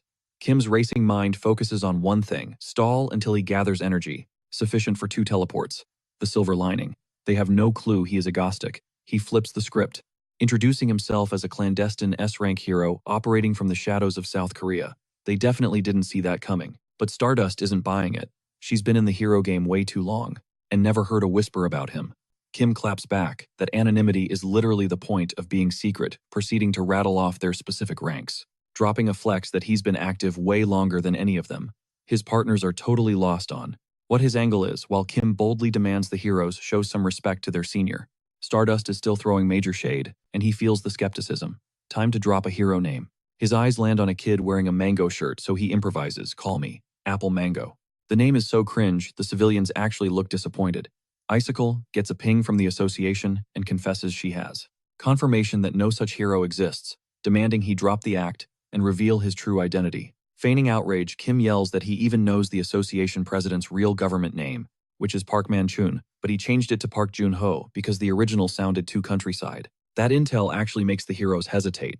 Meanwhile, Kim thinks it's wild he's using lore from the original story like this. Icicle immediately confirms the association verified the facts, but he is still a total nobody to them. A bystander gets fed up and steps in to defend the guy who literally saved his life. That's what matters. Kim is pumped that this random dude is backing him up, until the guy runs his mouth too much, mentioning how the masked hero manipulated the criminals' weapons to wipe them out. A power set suspiciously similar to the infamous Egostic. Internally, Kim screams at the guy to please just shut up, but the damage is done. The heroes are on high alert. Kim is cursing up a storm in his head, because he just needs a tiny bit more time to recharge. But the girls are all ready, gearing up to capture him and unmask him. It comes down to the wire, only 3 seconds until Kim gets his juice back. Problem is, he is completely boxed in, and Stardust lunges to grab him. With split-second timing, Kim gathers enough power to teleport, dodging the grab, grabbing his teammates and vanishing before the heroes can do a damn thing. Back in the car, Kim orders Han to scrub every digital trace of their presence, including the hotel CCTV footage. That's when the girls finally clock the nasty wound on his body. Lee Subin suggests a hospital run, but Kim shuts it down. They'd get busted instantly. The only safe house is Ego Base. Lee Subin tells Han to start first aid immediately. While she floors it to the base, Han is spiraling into a panic seeing Kim in such bad shape, so Lee Subin has to snap her out of it. It works despite Han being terrified out of her mind. And with that handled, Lee Subin pushes the car to its limit. Meanwhile, the cops swarm the hotel to assist the victims while Icicle is fuming because these were supposed to be a chill vacay, but looks like no days off is this villain's toxic trait. The Lord of Night dips out to catch some Z's, leaving Han feeling super guilty. She's like, "My bad, since this whole trip was supposed to be his R&R." Stardust cuts her off. No apologies needed. She admits she would have pulled up anyway just to see if Egostic was behind the chaos. Cut to the highway. Some random driver is yawning his head off until bam, a car screams past him like a bat out of hell. Dude thinks they've lost their minds. We're talking speeds over 120 miles per hour. Total maniacs. And guess who? It's the main squad. Egostic's ride is looking absolutely wrecked, barely holding it together. Stardust makes a mental note, watch every move. Then smash cut to a flashback of Kim. Back in his past life staring at the finale of the original web novel, completely speechless. The ending was absolute trash. Major letdown. He literally rage quit reality and went to sleep feeling salty. Back to now.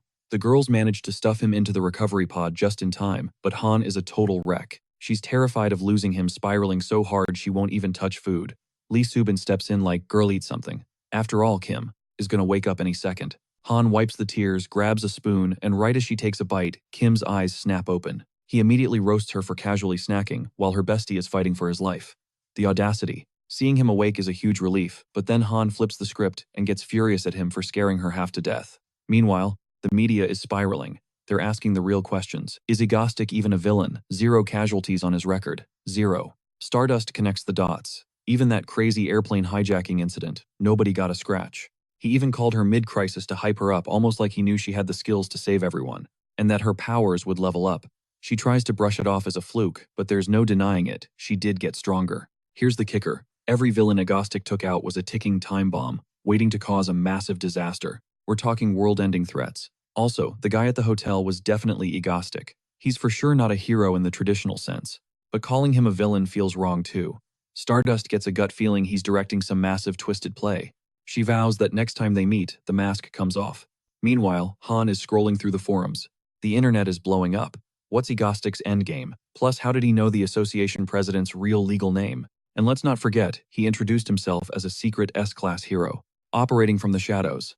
The hot take, he turned villain after some beef with the association. That theory is trending hard. Lee Subin tells Han to log off, figuring Kim isn't in the mood to hear fan theories about his own reputation. But Han ignores the vibe check and asks Kim with zero chill, "You planning on launching another attack?" Looking like a zombie, Kim actually looking a bit terrified of her. Caves instantly. He agrees to a 3-month hiatus. Let the heat die down. But resting for him means headhunting season. He needs to expand the squad. Top priority. The only healer in the original storyline, a girl who's destined to become a game-breaking villain capable of shattering the world's power balance. Securing her loyalty is non-negotiable. Flash forward 3 months. The association pings Stardust. Villain alert. Her first reaction, is it Egostic? Nope. It's some rando named Loch Barham. Talk about a buzzkill. She still jets to the scene, but her mind is elsewhere. Where has Egostic been hiding for 90 days? Cut to Kim's crib.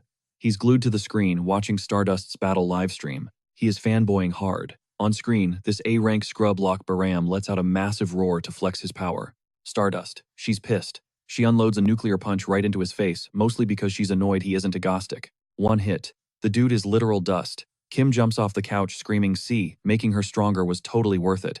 Han is not amused. She begs him to get a grip and stop visiting Stardust's fan cafe. Every single day. Kim tries to lie, but Han hits him with the "Bro, I'm a genius hacker. I see your search history." He ignores the call-out and announces it's time to get back on the grind. Han lights up. Another terror attack. Kim shakes his head. Nope. We taking out a rival? Nope. Today's mission, secure the new recruit. Downtown. A girl clumsily slams into an older couple and starts apologizing profusely. Target acquired. The guy didn't even blink completely, clueless that she just swiped his wallet. Slick moves, she's a pro. Then she spots a crew of creeps giving her the death stare.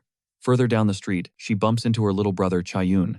Kid just came from the playground with a nasty scrape on his knee. She warns him again, gotta keep those powers on the down low. With a touch, she heals his leg, good as new, then slaps her cap on his head, tells him to scoot home safe. She's off to hunt for snacks. Meet Hyul, future villain named Saint. But right now, just a hungry sister on the hustle. Later, she heads home grinning ear to ear with treats. But the vibe inside, total nightmare scenario. The Reservoir Dogs gang is already there, and they've got Chayun held hostage. The gang leader is monologuing about how holding out on him equals a death sentence. And guess what he just found? A stash of stolen wallets she didn't pay tax on. Hyul begs him to leave the kid out of it. Take the cash, just go. The boss ignores her plea and yanks the kid up by his hair. Says the brat needs to learn his place. She's pleading desperate, but this guy's zero, chill. Says time's up. He's gonna execute the kid right in front of her. Suddenly, whoosh, his dagger goes flying out of his hand. And one of his goons drops dead instantly. Before they can even process the shock, floating weapons materialize aiming right at their skulls. Boom. Trash taken out. Chayun sprints into his sister's arms. She holds him tight, terrified but relieved he's breathing. Egostic watches, knowing the dark history here. In the original timeline, Chayun dies today. That trauma turns Hyul into a monster. A villain origin story he just cancelled. Thank God he wasn't late. The siblings finally notice him standing there. Hyul steps up, shielding her brother. Egostic smirks, says he's just here to pick them up. She's confused. He's a notorious villain, but he claims this is a rescue mission. Cops are rolling in, we gotta move. She stands her ground, refusing to go with a criminal, but Chayun bolts straight toward Egostic. Hyul freaks, thinking he's running straight into the wolf's mouth. But the kid's starstruck. He's a Mango Club member, a total fanboy. Egostic is actually shook. Cut to the ego base. Egostic introduces the fresh recruits to the squad. Hyul's still eyeing everyone sideways. Han, she's looking a little salty. Turns out the new healer is a total knockout. Han is not loving the competition one bit. Kim offers to grab some mango juice and Chayun lights up. Han realizes Hyul's vibe feels familiar. It's exactly how she acted when she first met Kim. Maximum distrust. She glares at him, scolds him for chugging straight from the bottle. Kim clarifies, relax, this one's mine. Yours is chilling in the fridge. Lee Subin hands Chayun a slice of mango and the kid chomps it down with a fork while his sister watches like a hawk. Chayun's happy, but Kim gets serious. Tells the girls to bounce. He needs a private word with the newbies. Han pouts, clearly annoyed, but Kim makes her and Lee Subin head to the main house. Alone now, Kim drops the bomb. He knows she wasted that orphanage director to escape. Hyul freezes. That's deep intel nobody should have. Kim adds he knows the guy was abusing them. That's why he tracked them down. They ask the million-dollar question, what do you want? I want you to live a good life. Not in this basement, obviously. He points to a warp gate. Says they're moving to a mansion. Real bed, school, normal kid stuff. Hyul's suspicious. Why help us strangers? Kim mentions his own little sister. Same age as Hyul. Says he's doing it for his own peace of mind. Then Chayun interrupts. Says he's binge-watched all Kim's fight videos. Kim's horrified. You're too young for that content. Anyway, he convinces them to crash there for a while. Promises it'll be a blast. We're not that bad. Chayun is sold instantly. Kim leads them through the base to the portal and steps through first. Hyul hesitates, major trust issues flaring, but her brother marches in fearless. She has to follow. Other side, pure luxury. They stepped right into a massive, gorgeous mansion. Kim spreads his arms, welcome home. And the best part, Chayun looks. He calls dibs on the entire third floor. The siblings, they score 2 suite rooms down on the second level. And tuition fees, forget about him. He's absolutely loaded, so school costs are literally zero issue. If she's hesitating, he drops a chill suggestion. Crash here for a few days, vibe check the place, and decide later. Total freedom to bail whenever she wants. That hits Hyul hard as she flashbacks to her brother, barely clinging to life before. But now he's actually glowing. Seeing that smile seals the deal she's in for the trial run. Kim waves off her thanks like it's nothing, but inside, he is throwing a massive party, because he just successfully drafted a healer to the squad. Still, there's this nagging feeling, like he completely forgot something important. Meanwhile, Stardust is doom-scrolling online reading wild theories about Egostic's sudden ghosting act. After being gone for so long, her cheeks flush a subtle pink as she wonders where that guy actually went. Cut to a different scene. A bunch of scientists are hyping up their latest creation. The head researcher drops the timeline. They wrap the project. The second, Dr. Songgu gets out ready to unveil the completed behemoth. And when that beast drops, the whole world bows to the Yanyun group. Unstoppable. The thought has them cackling like full-blown psychopaths. Back at base, Hyul is prepping mushrooms in the kitchen. Lee Subin steps in, telling her to take a break and let her handle the grind. But Hyul insists this actually helps her relax. Subin appreciates the assist, leaving Hyul to her thoughts. Hyul remembers the terrifying moment Egostic captured Subin during an attack. Fast forward 4 months. Since that nightmare, and Subin is living her best life here, completely contradicting the dark, tragic rumors swirling around her fate. But the biggest plot twist, learning Egostic's true identity. Right now, he is roasting Han for napping in the dark basement when they finally have a crib with decent lighting. Hyul realizes if Kim ever gets wrecked in a fight, her healing powers have his back. A couple of days later, Kim clocks that it's time to prep for the Yanin group's black catastrophe. Suddenly, Han barges into his room, demanding they launch an attack on society as soon as possible because she is dying of boredom. Kim vibes with the idea and tells her to rally the troops. Once the squad is assembled, the tension in the room spikes. Hyul breaks the silence, asking the real question. Why do they even do these attacks? Kim is about to drop some deep philosophical monologue, but Han snaps at him to cut the fluff. So Kim keeps it real. We are villains. Hyul looks super uncomfortable with that label, until Han clarifies the golden rule: 0 innocent victims during raids. It's all about engineering moral dilemmas that fit Egostic's brand. Plus, they gotta involve Stardust, who Han absolutely despises, but the chaos has to somehow benefit the hero. Kim gives props to Han for the recap, then pivots to his master plan for this run.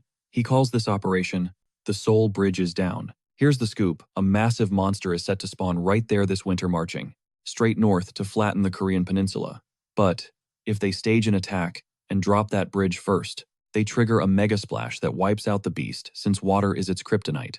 It's basically killing 2 birds with 1 stone. Stage a villain attack and take down the actual monster. Han struggles to wrap her head around where the heck he gets this intel. Kim just smirks, trade secret of a pro. Han actually admits the plan is fire, especially since they don't have to deal with that wretched Stardust this time. Kim tells her to quit trashing the hero, then asks if she knows what he has in surplus. Han guesses time, but Kim corrects her: it's money. Cold, hard cash. Cut to the bridge. He's live streaming to the masses, announcing the return of Korea's most stylish villain.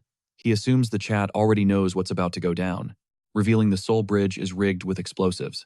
Drivers slam on their brakes the second they realize they're driving on a bomb. And Egostic, flashing a disturbing grin, triggers small charges. Bam, not enough to drop the bridge, just enough to scare them. He announces that today's players are the viewers watching the live stream right now, and the rules are dead simple. Click the link on screen and submit your bank account number. He's wiring 100,000 won to everyone who signs up. But here's the catch. If the clock hits 7 p.m. and there are more than 500,000 people who took the bait, he blows that bridge into a million pieces, taking everyone on it down with him. It's the ultimate social experiment: take the 100,000 won, or keep the bridge standing and save those lives. The game starts now. By the way, he totally DM'd Stardust to stay home and chill, no need for her to crash the party. He figured she'd be vibing, probably relieved this crazy villain was finally leaving her alone for a minute. But nope, she pulls up at the scene at Mach speed, and seeing her arrive that early, it shook him so bad he nearly fumbled the detonator. Stardust just stood there watching him with an eerie patience Egostic had never seen before. The tension was suffocating. Her glare intensified, practically screaming, "Get lost," without saying a single word, which totally threw him off. He hadn't felt pressure this heavy anywhere else in the city. Cut to an office scene. Someone shows their boss the breaking news. Egostic is wiring 100,000 won to anyone who drops their bank info on the link. Here's the catch: if over 500,000 people take the bait, the bridge goes boom. The boss is like, no sane person would click that. Then the employee drops a bomb. "I just got the cash." The boss starts chewing him out for being reckless, and the guy's apologizing profusely until the plot twist hits. The boss admits, "Yeah, I took the free money too." Jump cut to a mom getting a call from her son asking for her bank details as soon as possible. Minutes later, she's shocked he sent her allowance money. Yup, exactly 100,000 won, straight from the villain's wallet. Back on the bridge, Egostic is shivering, but it's not just the freezing wind. It's Stardust's laser focus. Her stare is freezing him to the bone. He's trying to figure out why she's so intense. Maybe she has some trauma tied to this bridge. He never expected her to be this furious. Honestly, he's starting to feel kind of guilty. Then he remembers that sound of rushing wind isn't weather. It's a black catastrophe skill, something she's not ready to handle yet. In the original canon, this was the dark turn. The first major disaster that signaled the story was shifting from standard hero tropes to something much grittier. Time to check the scoreboard. He checks the numbers. 450,000 people have already grabbed the cash. With 3 hours still on the clock, people in this world are seriously trash, he thinks. Looks like he's gonna win without lifting a finger. He flips the stream back on, acting all shocked that people actually took the bribe. In case you forgot, he taunts, "There are real human beings standing on this bridge right now." He decides to showcase a potential victim of their collective greed. He points the camera at a car and asks the passenger to say hi. The dude, Mr. Choi, introduces himself with zero fear, totally confusing Egostic. Egostic is baffled because the guy isn't sweating it at all. Why are you so chill when you're about to explode? Mr. Choi just starts laughing, saying there's absolutely no reason to panic. It's simple, he says. All people have to do is not take the money and we're safe. Easy. His pure blind faith actually stuns Egostic.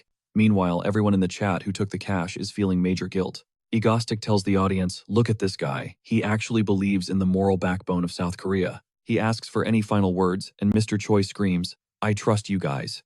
Stardust is watching from afar, trying to decode Egostic's game plan. He moves to the next car, praying for a normal breakdown this time. But when he taps the glass, he gets hit with fangirl screams. The kids inside are losing their minds seeing the coolest villain in real life. Totally not the vibe he was going for. After an awkward minute, he tries to bail, but a little girl stops him to ask for an autograph. Egostic is so confused, he actually signs it. The chat goes wild. Suddenly, he's the nice guy. Then the girl drops a bombshell. She thanks him because her dad claimed the 100,000 won too. It's the most surreal moment ever. Night falls and it's showtime. He commands all cameras on him. Dramatic pause. Time to reveal the fate of the Seoul Bridge. He flashes the final count. 1,250,000 people took the bait. A number that destroys the 500,000 limit.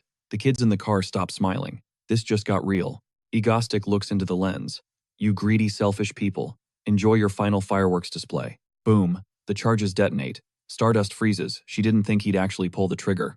Egostic signs off, ending the stream as the bridge erupts in flames behind him. The chat instantly turns on the people who took the cash. Meanwhile, Egostic is exhausted from levitating so long. He hangs back, watching Stardust launch herself into the fire to save the day. Egotistic pushed his speed to the absolute limit to catch that plummeting car, but the math wasn't mathing. He was too far out to grab it physically. He had zero choice but to boost her with his telekinesis.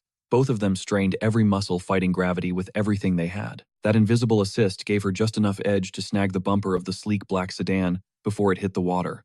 2 cars secured 0 casualties, but the stunt completely drained Egotistic's monotank, sending him crashing into the debris like a ragdoll. Running on fumes, he managed one last warp back to Ego Base. Han and Lee Subin scrambled to his side, panic written all over their faces. The damage. Catastrophic.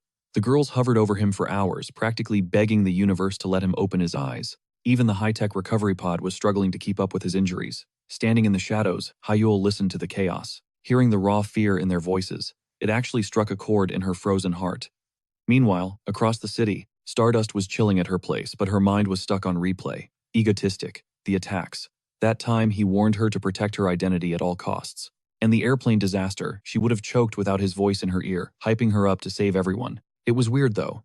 He sounded so confident, like he knew for a fact she could stop a whole jet midair, like he had a walkthrough guide to her life. It's wild. He sets up the villain arc, then helps her win. Make it make sense. She had a million questions queued up for him after ghosting each other for so long. Like, are you actually the bad guy? Are you evil or just misunderstood? Who is the dude behind the mask? But when she finally saw him, she froze up. Total silence. Then during the dive, she felt the falling car brake in midair. Physics don't work like that. She glanced over and saw Egotistic straining. He was the one carrying the load. Once the civilians were safe on solid ground, she whipped around to track him down. Gone. Poof. Ghosted again. The disappointment hit hard, blurring the line between nemesis and ally for her. Is Egotistic truly the antagonist here? Just then, Seole breezed in, catching Haru, looking like her puppy just died. Why the long face? Nobody died today. Haru finally snapped out of it, greeting her friend by her real name. Hey, Seole. Seole tackled her with a massive bear hug. Of course I'm here, bestie, duty calls. They cracked open some sodas, Seole vibing with the freedom of being off the clock. Soaking in the Seoul skyline is nice, but she clocked Haru zoning out again. Still obsessing over Egotistic. Haru nodded. Seole waved it off. Chill. Even the president is low-key loving this. Thanks to our villain, crime stats are plummeting. The suits won't say it on TV, but they know. Plus, today didn't feel like he was trying to troll you. Haru took a deep breath, ready to drop a hot take. I don't think he's a villain. Meanwhile, at Ego Base, Hyul watched Han passed out on the floor. Poor girl had cried herself into a coma. Hyul gently draped a blanket over her to fight the chill. Then she stepped into the med bay. Kim was inside the tank, fighting a losing battle for his life. She hesitated. If she reveals her powers, will he use her as a battery? Will he turn into a monster? Just like everyone else did in the past. But then the memories hit. He saved them when they were nobodies. He was kind without a price tag. And now he was fading out right in front of her. Tears started streaming. I'm sorry, she sobbed. I was too scared even though you proved you were one of the good ones. She was terrified he'd become another abuser if he knew what she could do. She wiped her face, steeling herself. No more fear. She activated her healing aura, knitting his broken body back together. Job done, she turned to bolt. She paused at the door to whisper a thank you. Inside the tank, Kim smirked internally. He finally unlocked the healer route. Fully restored and feeling fresh, he thanked her back. Cut back to the heroines where Seol A was connecting dots. Okay, it is sus that nobody ever dies during his rampages, she admitted. And there was that burner phone call, back on the plane. And today, he straight up assisted you with the car rescue. Haru's eyes lit up. Exactly, but Seol A killed the vibe immediately. Oh god, don't tell me you believe the apple mango theory. The secret S-class hero, please. Haru instantly regretted opening her mouth. It's not about believing, it's just, the pieces fit. Seol A laughed. Relax, I'm just messing with you. But seeing Haru's dead serious face, Sol A dropped the act. Okay, fine. Egotistic moves differently. His chaos is too organized, calculated. And yeah, the body count is 0. But that only applies to civilians. For now, let's just say he's a villain with standards. The masses are clueless, but Haru isn't buying the official story she knows. Egostic's chaos is playing a much deeper game of 4D chess. Seola, meanwhile, is trying to get her to quit the grind set, pestering her about whether she's caught feelings for any guys lately. Haru just waves it off with a smirk. Taking dating advice from someone with 0 experience, yeah, hard pass. Seola gets flustered, admitting her family keeps her on a tight leash, dropping the bomb that she's the heiress to Yuseon, the megacorp ruling South Korea. Haru immediately starts roasting her, saying she looks adorable when she's squirming, while Seola stammers begging her to quit talking nonsense. Cut to the next day, the heavy iron gates of a prison swing open to release a monster. It's Seonggu, an S-rank villain, and the brain behind Yanun Group's tech. A sleek limousine is already waiting. Seonggu slides in, skipping the pleasantries.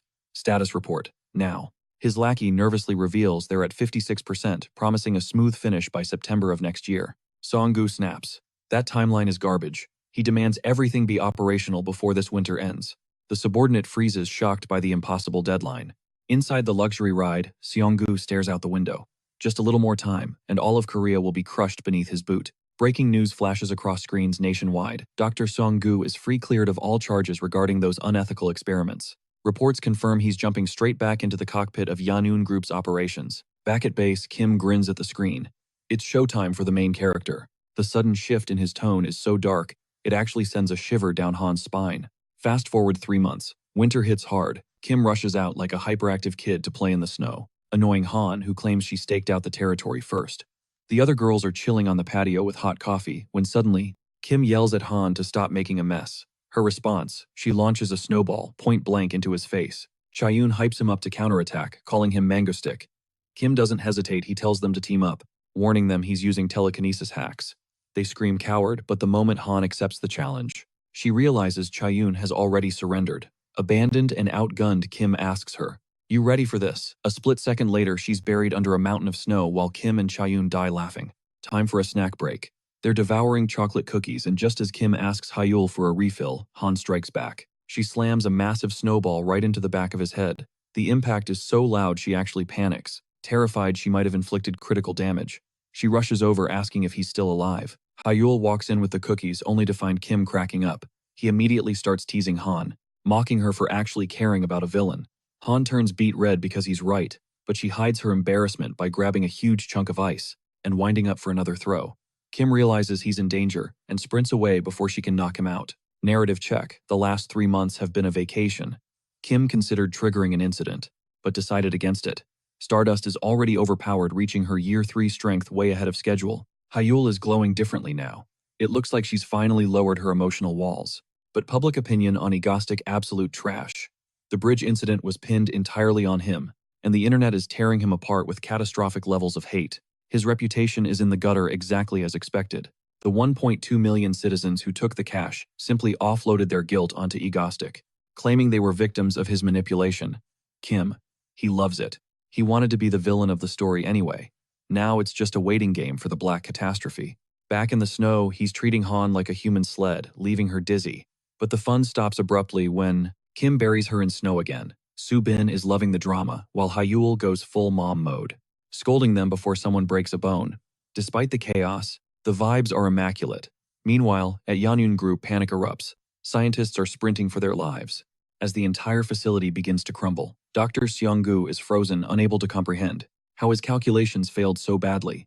A colleague screams for him to evacuate, but the doctor refuses to budge, unwilling to abandon his life's work as the ceiling starts to crack. However, he froze, realizing that monstrosity was lunging straight for his throat.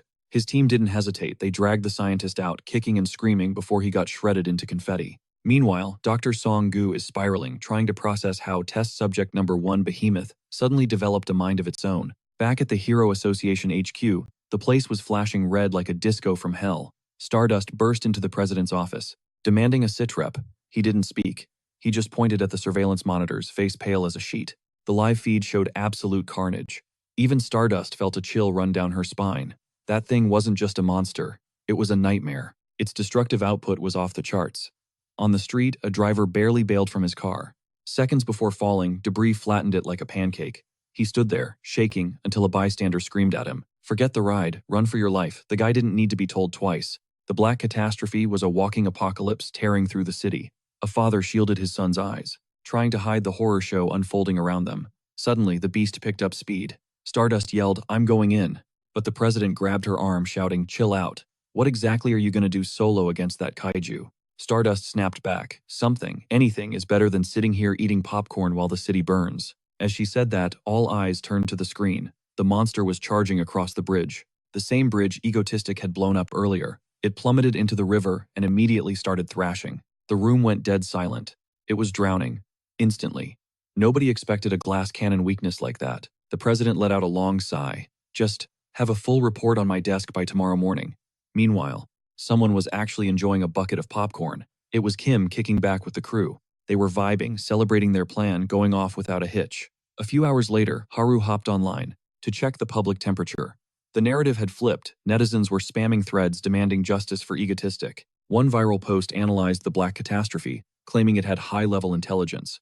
And if it had time to use that brain, the outcome would have been tragic. Even if 2 or 3 S-class heroes teamed up, their odds of winning were sketchy at best. If that thing had evolved, it would have realized water was its kryptonite and avoided the river entirely.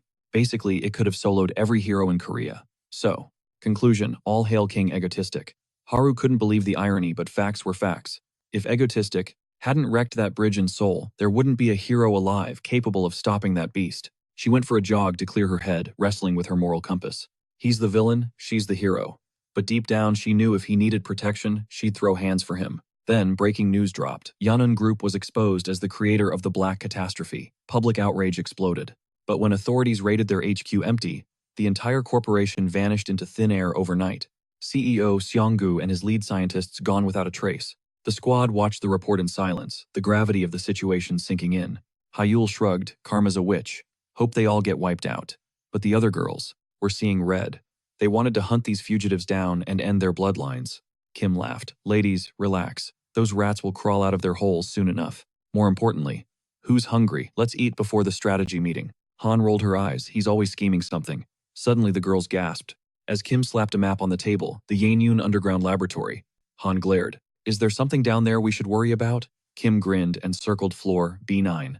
"Only the jackpot," he said. "Meet the real behemoth, Yanyun's ultimate weapon." He explained it was designed to be an army of god killers with miracle bodies, capable of nullifying the Night Lord's powers and tanking a literal nuke. The black catastrophe outside, just a buggy prototype. The finished version is world-ending level. He paused, noticing the room's vibe shift to pure horror.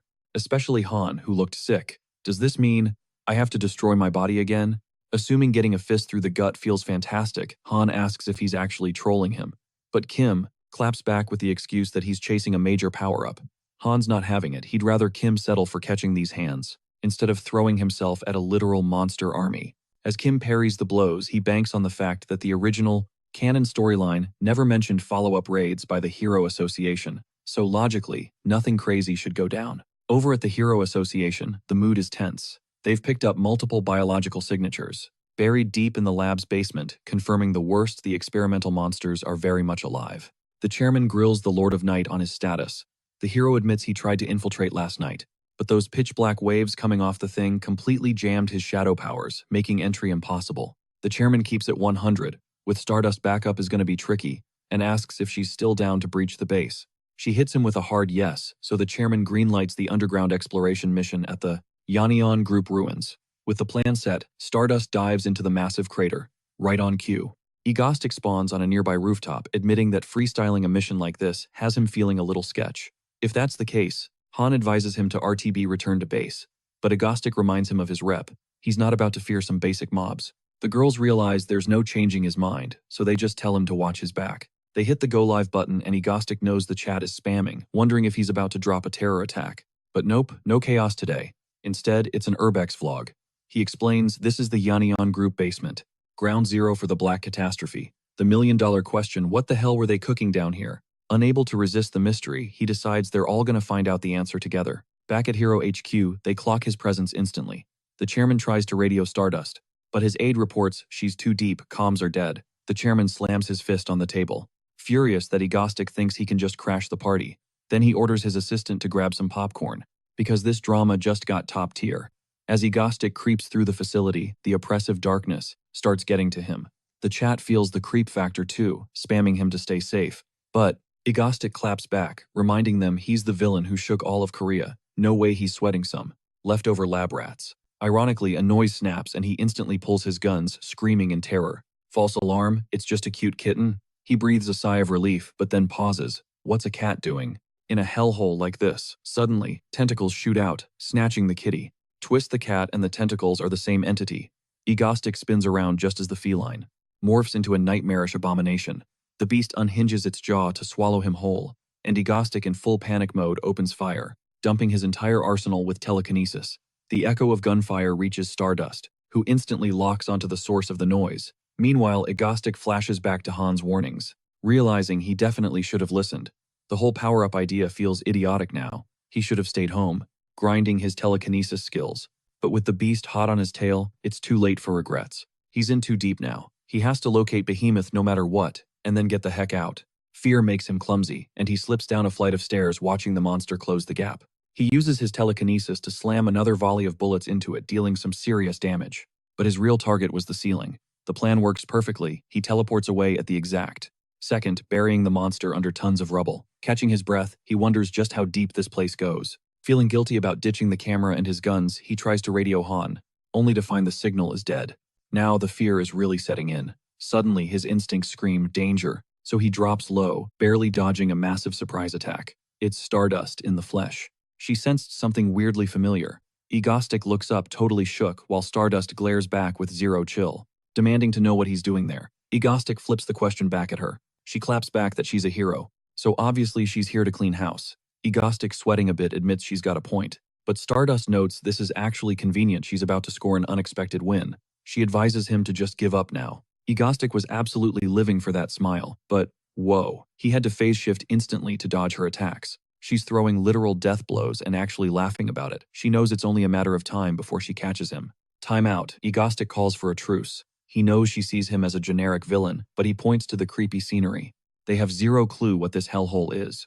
He proposes a temporary team-up until they hit the bottom floor. Stardust hits him with the interrogation. Why are you even here? His vibe, pure intellectual curiosity. He explains the Yanium group created the Black Catastrophe, so he figured they cooked up some other nightmares down here. Stardust flashes a grin and accepts the deal.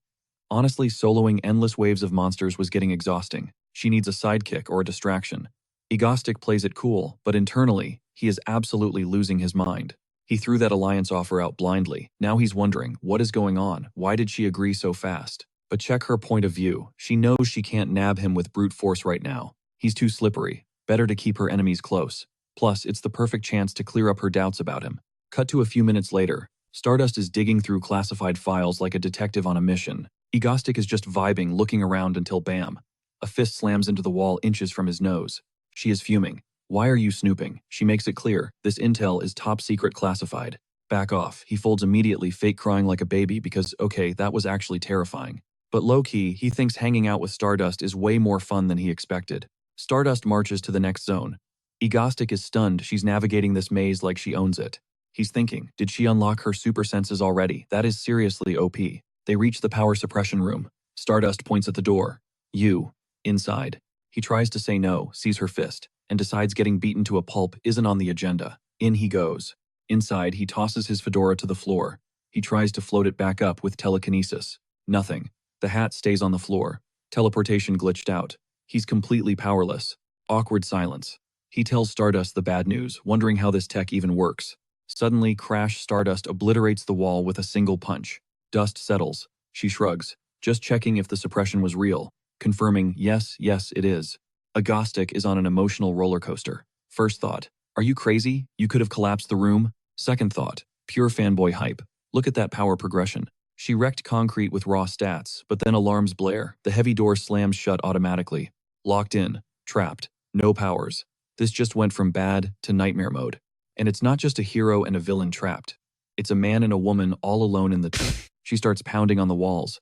Egostic cuts in. Stop, it's useless. He points up.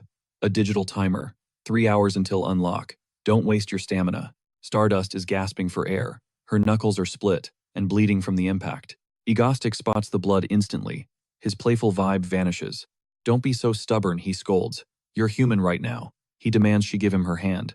She's caught off guard. He gently bandages her wounds. Watch that blush. Stardust is turning beet red. She mumbles, I'm not thanking you. He teases her, so she punches the wall again out of pure embarrassment. Okay, he backs off. He just tells her to take care of those hands. He decides to nap. 3 hours to kill. He suggests she catch some Z's to save energy. She goes quiet, deep in thought. 1 hour later, Egostic is wide awake. He can't chill. Stardust is physically stronger than most dudes, even without magic. One wrong move and he's toast. Suddenly, they lock eyes across the room.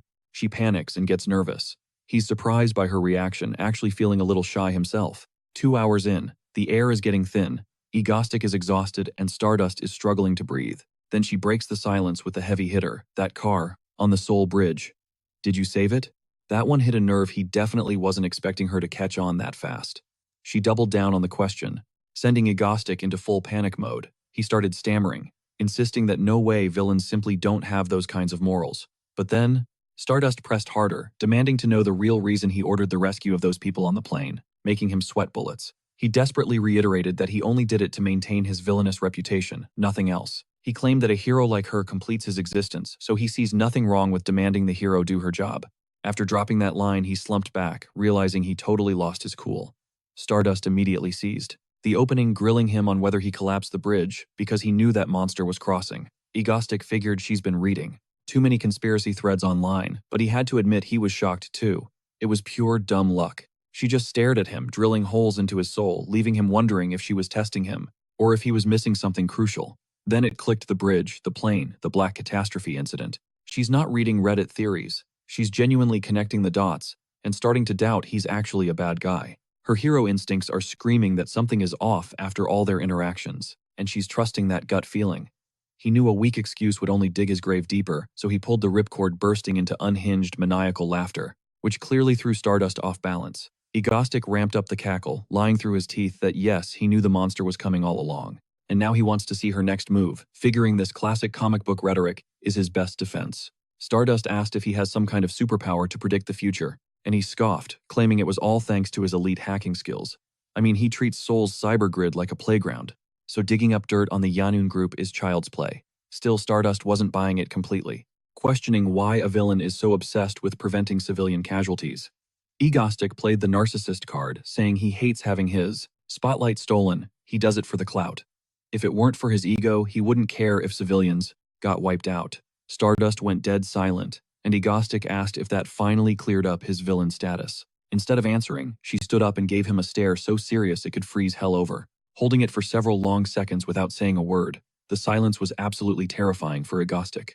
Finally, she just ordered him to move. The lock's timer is ticking down with only 10 seconds left. And the second it hit 0, Stardust stepped up and absolutely obliterated the door with a punch so massive it made Egostic jump. With the path clear, they pushed deeper into the facility, where Egostic spotted a terminal flashing data on a Mantis model teleporter. The warnings were clear, because this thing can teleport and escape. Level A security is mandatory 24/7. Plus, the subject loves attacking from the rear, so they need to stay on high alert. Next, they rolled up to the containment unit for Behemoth Prototype 0. But that massive capsule was shattered from the inside. This is exactly where the black catastrophe broke out. With the cage empty, Egostic called it a day, figuring the exploration was over since there was nothing left to see. But Stardust stopped him cold.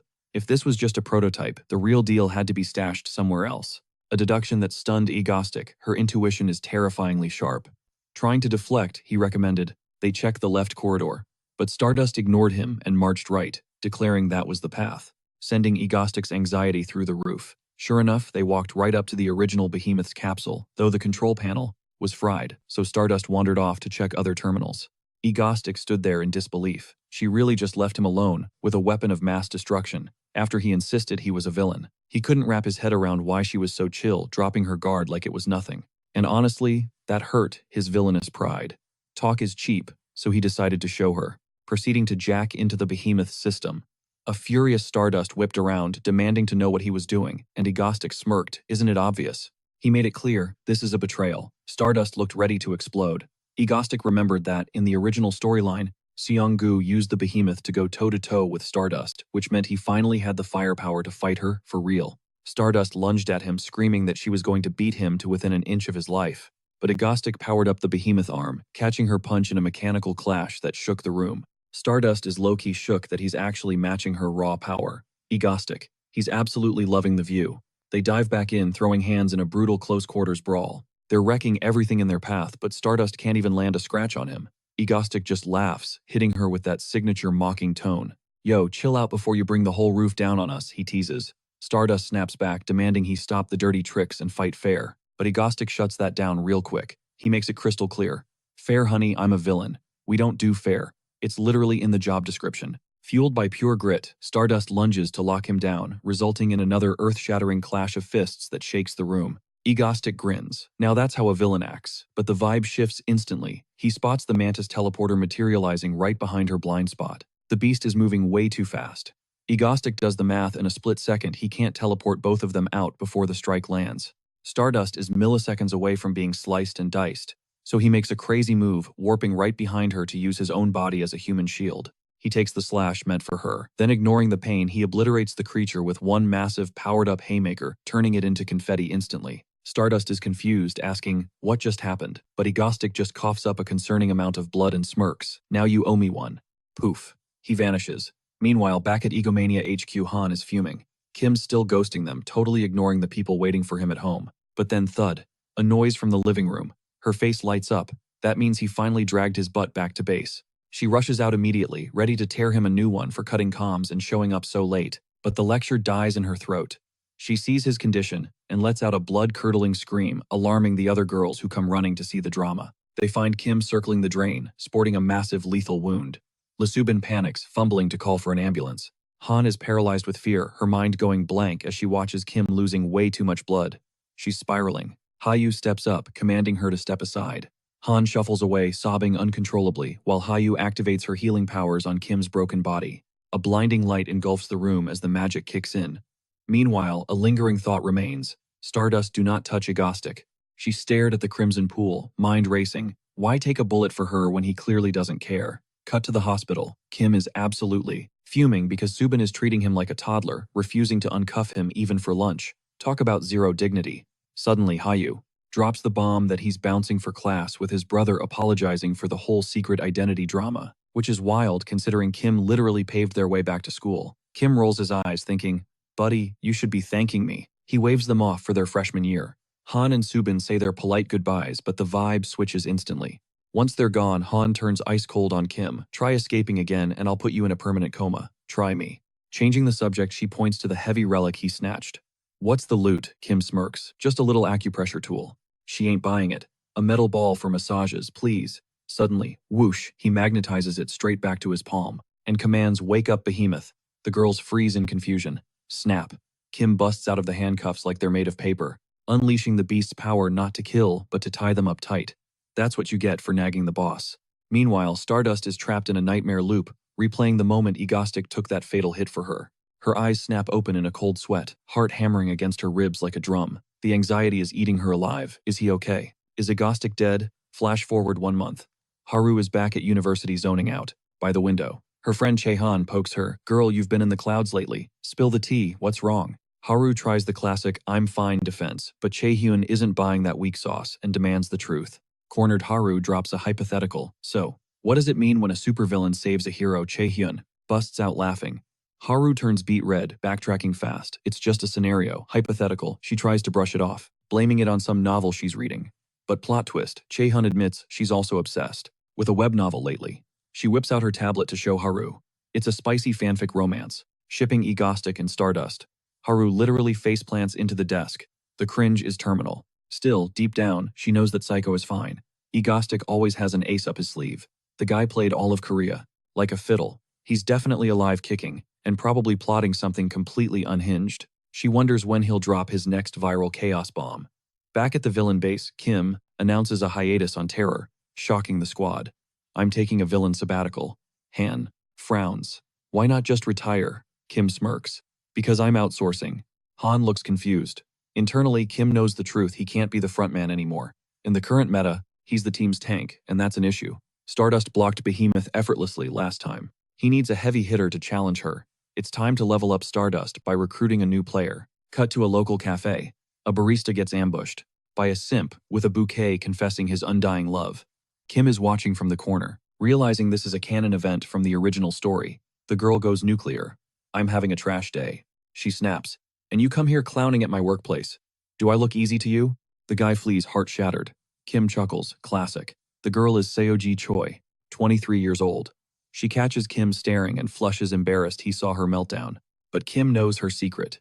In the original lore, she's Elektra, an A-rank villain. Right now, she's LARPing as a normal citizen, but the destructive urge is boiling under her skin. That cafe job is the only thing keeping the lid on. She's a walking time bomb. That night, Seoji leaves work, existential dread kicking in. How long can I fake this? She scans the alley to make sure the coast is clear. Once she's alone, she lets the voltage fly. It starts with a spark in her palm, but soon she's amping up the power, hypnotized by the blue glow. Beautiful light show. A voice cuts through the dark. She jumps. It's him, Agostic. He steps out of the shadows, confessing he's been scouting a powerhouse like her for ages. He drops the offer. Join my crew. Let's blow some stuff up. She scoffs, calling him insane. Not all soups are miserable psychos like you. Egostic grins. He loves the feisty ones. He challenges her. Prove it. Hit me with your best shot. Seoji cackles, sparks flying. She thinks she's got the high ground. Savage.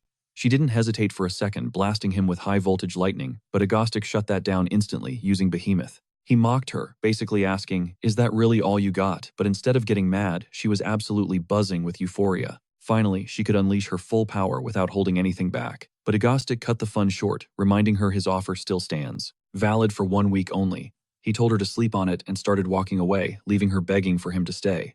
Because that taste of true freedom, it was addictive. Later on, we cut to Kim, screaming, no way, this can't be real, but Lee Subin shut him down. It was game over for them. Kim immediately exploded, turning his rage on Han. I didn't raise you like this. Han just hit him with a wicked smirk, waving goodbye while roasting him for getting absolutely crushed in Monopoly. Kim was literally on his knees begging for mercy because he was totally bankrupt.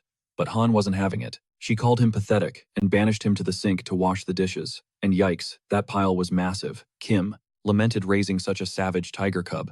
Then she reminded him about his promise to recruit a new team member, asking if he should really be wasting time like this. Kim hit her with a confident, yup, because by now that target should have already taken the bait. Cut to Seiji stuck at her day job, dealing with customers and dying of boredom. The routine had her so drained she didn't even realize she placed a cup upside down in the coffee machine. Coffee went everywhere, and the manager started freaking out over the mess. She told Seiji to clock out for a bit and go get some fresh air. Seiji took the chance to slump down outside the cafe, admitting to herself that she used to be totally clueless about who Agostic was. But after listening to the fan club obsess over mangoes all day, she realized this guy was actually kind of a big deal. Plus, she noticed something key. His attacks never hurt innocent people. That sealed it. Joining him actually sounded like a vibe. We get a flashback revealing that before meeting Agostic, she had surprisingly never used her powers the right way. Her parents absolutely despised superhumans, so they kept her abilities on total lockdown, basically turning her into an overloaded battery ready to burst. All that pent-up stress turned her destructive instincts into a nasty habit. And now, she couldn't get Agostic's offer out of her head as the days ticked by. The urge just kept getting stronger until she was straight-up desperate. Finally, on the evening of the 7th day, she clocked out and headed home like always. Suddenly, she heard a weird noise nearby. She spun around, face lighting up with excitement, shouting out to Agostic, "What took you so long?" But nope, it was just a grumpy stray cat hissing at her. Seiji's heart sank. She thought she'd missed her one shot to finally let loose with her powers. But right then, Agostic materialized behind her, waiting for her answer. Seiji didn't even hesitate. "I'm in." She grabbed his hand, swearing she'd do whatever he wanted, as long as they could go smash something right now. Agostic, looking a little rattled, agreed, and instantly teleported them straight to the Ego Mansion. The other girls were already there, and he announced that Seiji was officially joining the squad. Seiji dropped a polite, "Nice to meet you." Lee Subin and Hyul were super chill and welcomed her. However, Han just pouted, annoyed that he dragged in yet another gorgeous girl. Egostic cut in to tell Seiji that the jealous one's name is Han. Then he peeled off his mask to reveal his real identity, Kim, or as the world knows him, Egostic. Seiji's jaw dropped. He was the insanely hot guy. From the cafe last week, Kim awkwardly confirmed it, and Seiji immediately turned bright red. Meanwhile, the other girls were shook hearing her call him hot. Seiji was dying of embarrassment, and her powers spiraled out of control instantly, short-circuiting the entire house, plunging them into total darkness. Han pointed out it was Seiji's electric blast, while Lee Subin froze, surprised by a weird tingling sensation rushing through her body. Hyul felt it too, and was totally amazed. Suddenly, a flashlight beam cut through the dark landing right on Seiji. It was Cha-Yun, demanding they fix the power because she had stuff to get done. Elsewhere, Haru was scrolling online watching the internet melt down, desperate for the return of the great Egostic. And, funnily enough, she just leveled up in the official Mangastic fan cafe, proving she's a hardcore stan. But she was actually annoyed she had no idea what she was even doing, remembering how Seola hyped her up for climbing the ranks so fast. She flopped onto the bed, cringe spiraling over egoistic. Was he okay? Her brain wouldn't shut up about. That time he saved her from getting absolutely wrecked at the academy. Seiji had already apologized to the squad, feeling totally responsible. But Han didn't care. She was just bored and loved the chaos. Then Kim tapped Seiji's shoulder, signaling for a private chat. They headed out to the mansion's patio, where Kim made it clear, 0 spectators. Just them. She could go full nuclear with her powers here. That threw Seiji off, but she didn't hesitate to say yes. He smirked, challenging her to land a hit. Kim teleported instantly, and Seiji didn't hold back, unleashing a massive omnidirectional blast. Even Egoistic was shook. She was way stronger than he thought. Predictably, the entire area around Seiji was incinerated instantly. She was gassed after dumping that much mana. Kim handed her a water bottle, asking if she got it out of her system. With him, she never had to hold back. Just to be safe, Seiji double-checked. These attacks don't actually hurt normies, right? He confirmed it, calling himself a pacifist. Seiji cracked up. Guy thinks he's Gandhi just because he doesn't body people. Curious, she asked his age. Kim did the math and figured he was turning 23 this year. Seiji realized they were the same age. She couldn't get why he was acting so stiff and formal, especially since he'd basically stalked her whole life before this. Drop the act, talk normal, she demanded. Kim shook on it, officially welcoming her to the Ego Squad. Seiji physically cringed at the name. His naming sense was tragic. A few days later, the grind started. Kim was coaching her, telling her to visualize shooting lightning downward while wrapping her feet in static. She tried it, and actually rocketed upward. The landing, though, total faceplant. A half-asleep Han wandered in, wondering why they were up so early. Kim explained it was special prep, to counter Stardust in the next raid. Seiji was skeptical, but Kim admitted it sounded weird. Yet he knew for a fact, thanks to the original plot, that it worked. He told her to focus, blast the ground, coat the feet. Seiji started charging up, feeling unsure. Then boom, liftoff. She was actually flying. She couldn't believe her powers could do that. Kim called it a day right there. Session over. Han happily brought water to Seiji, who started chugging it in an overly dramatic fitness model pose. Kim stared blankly. What, she snapped. You reek of sweat. Go shower, he deadpanned.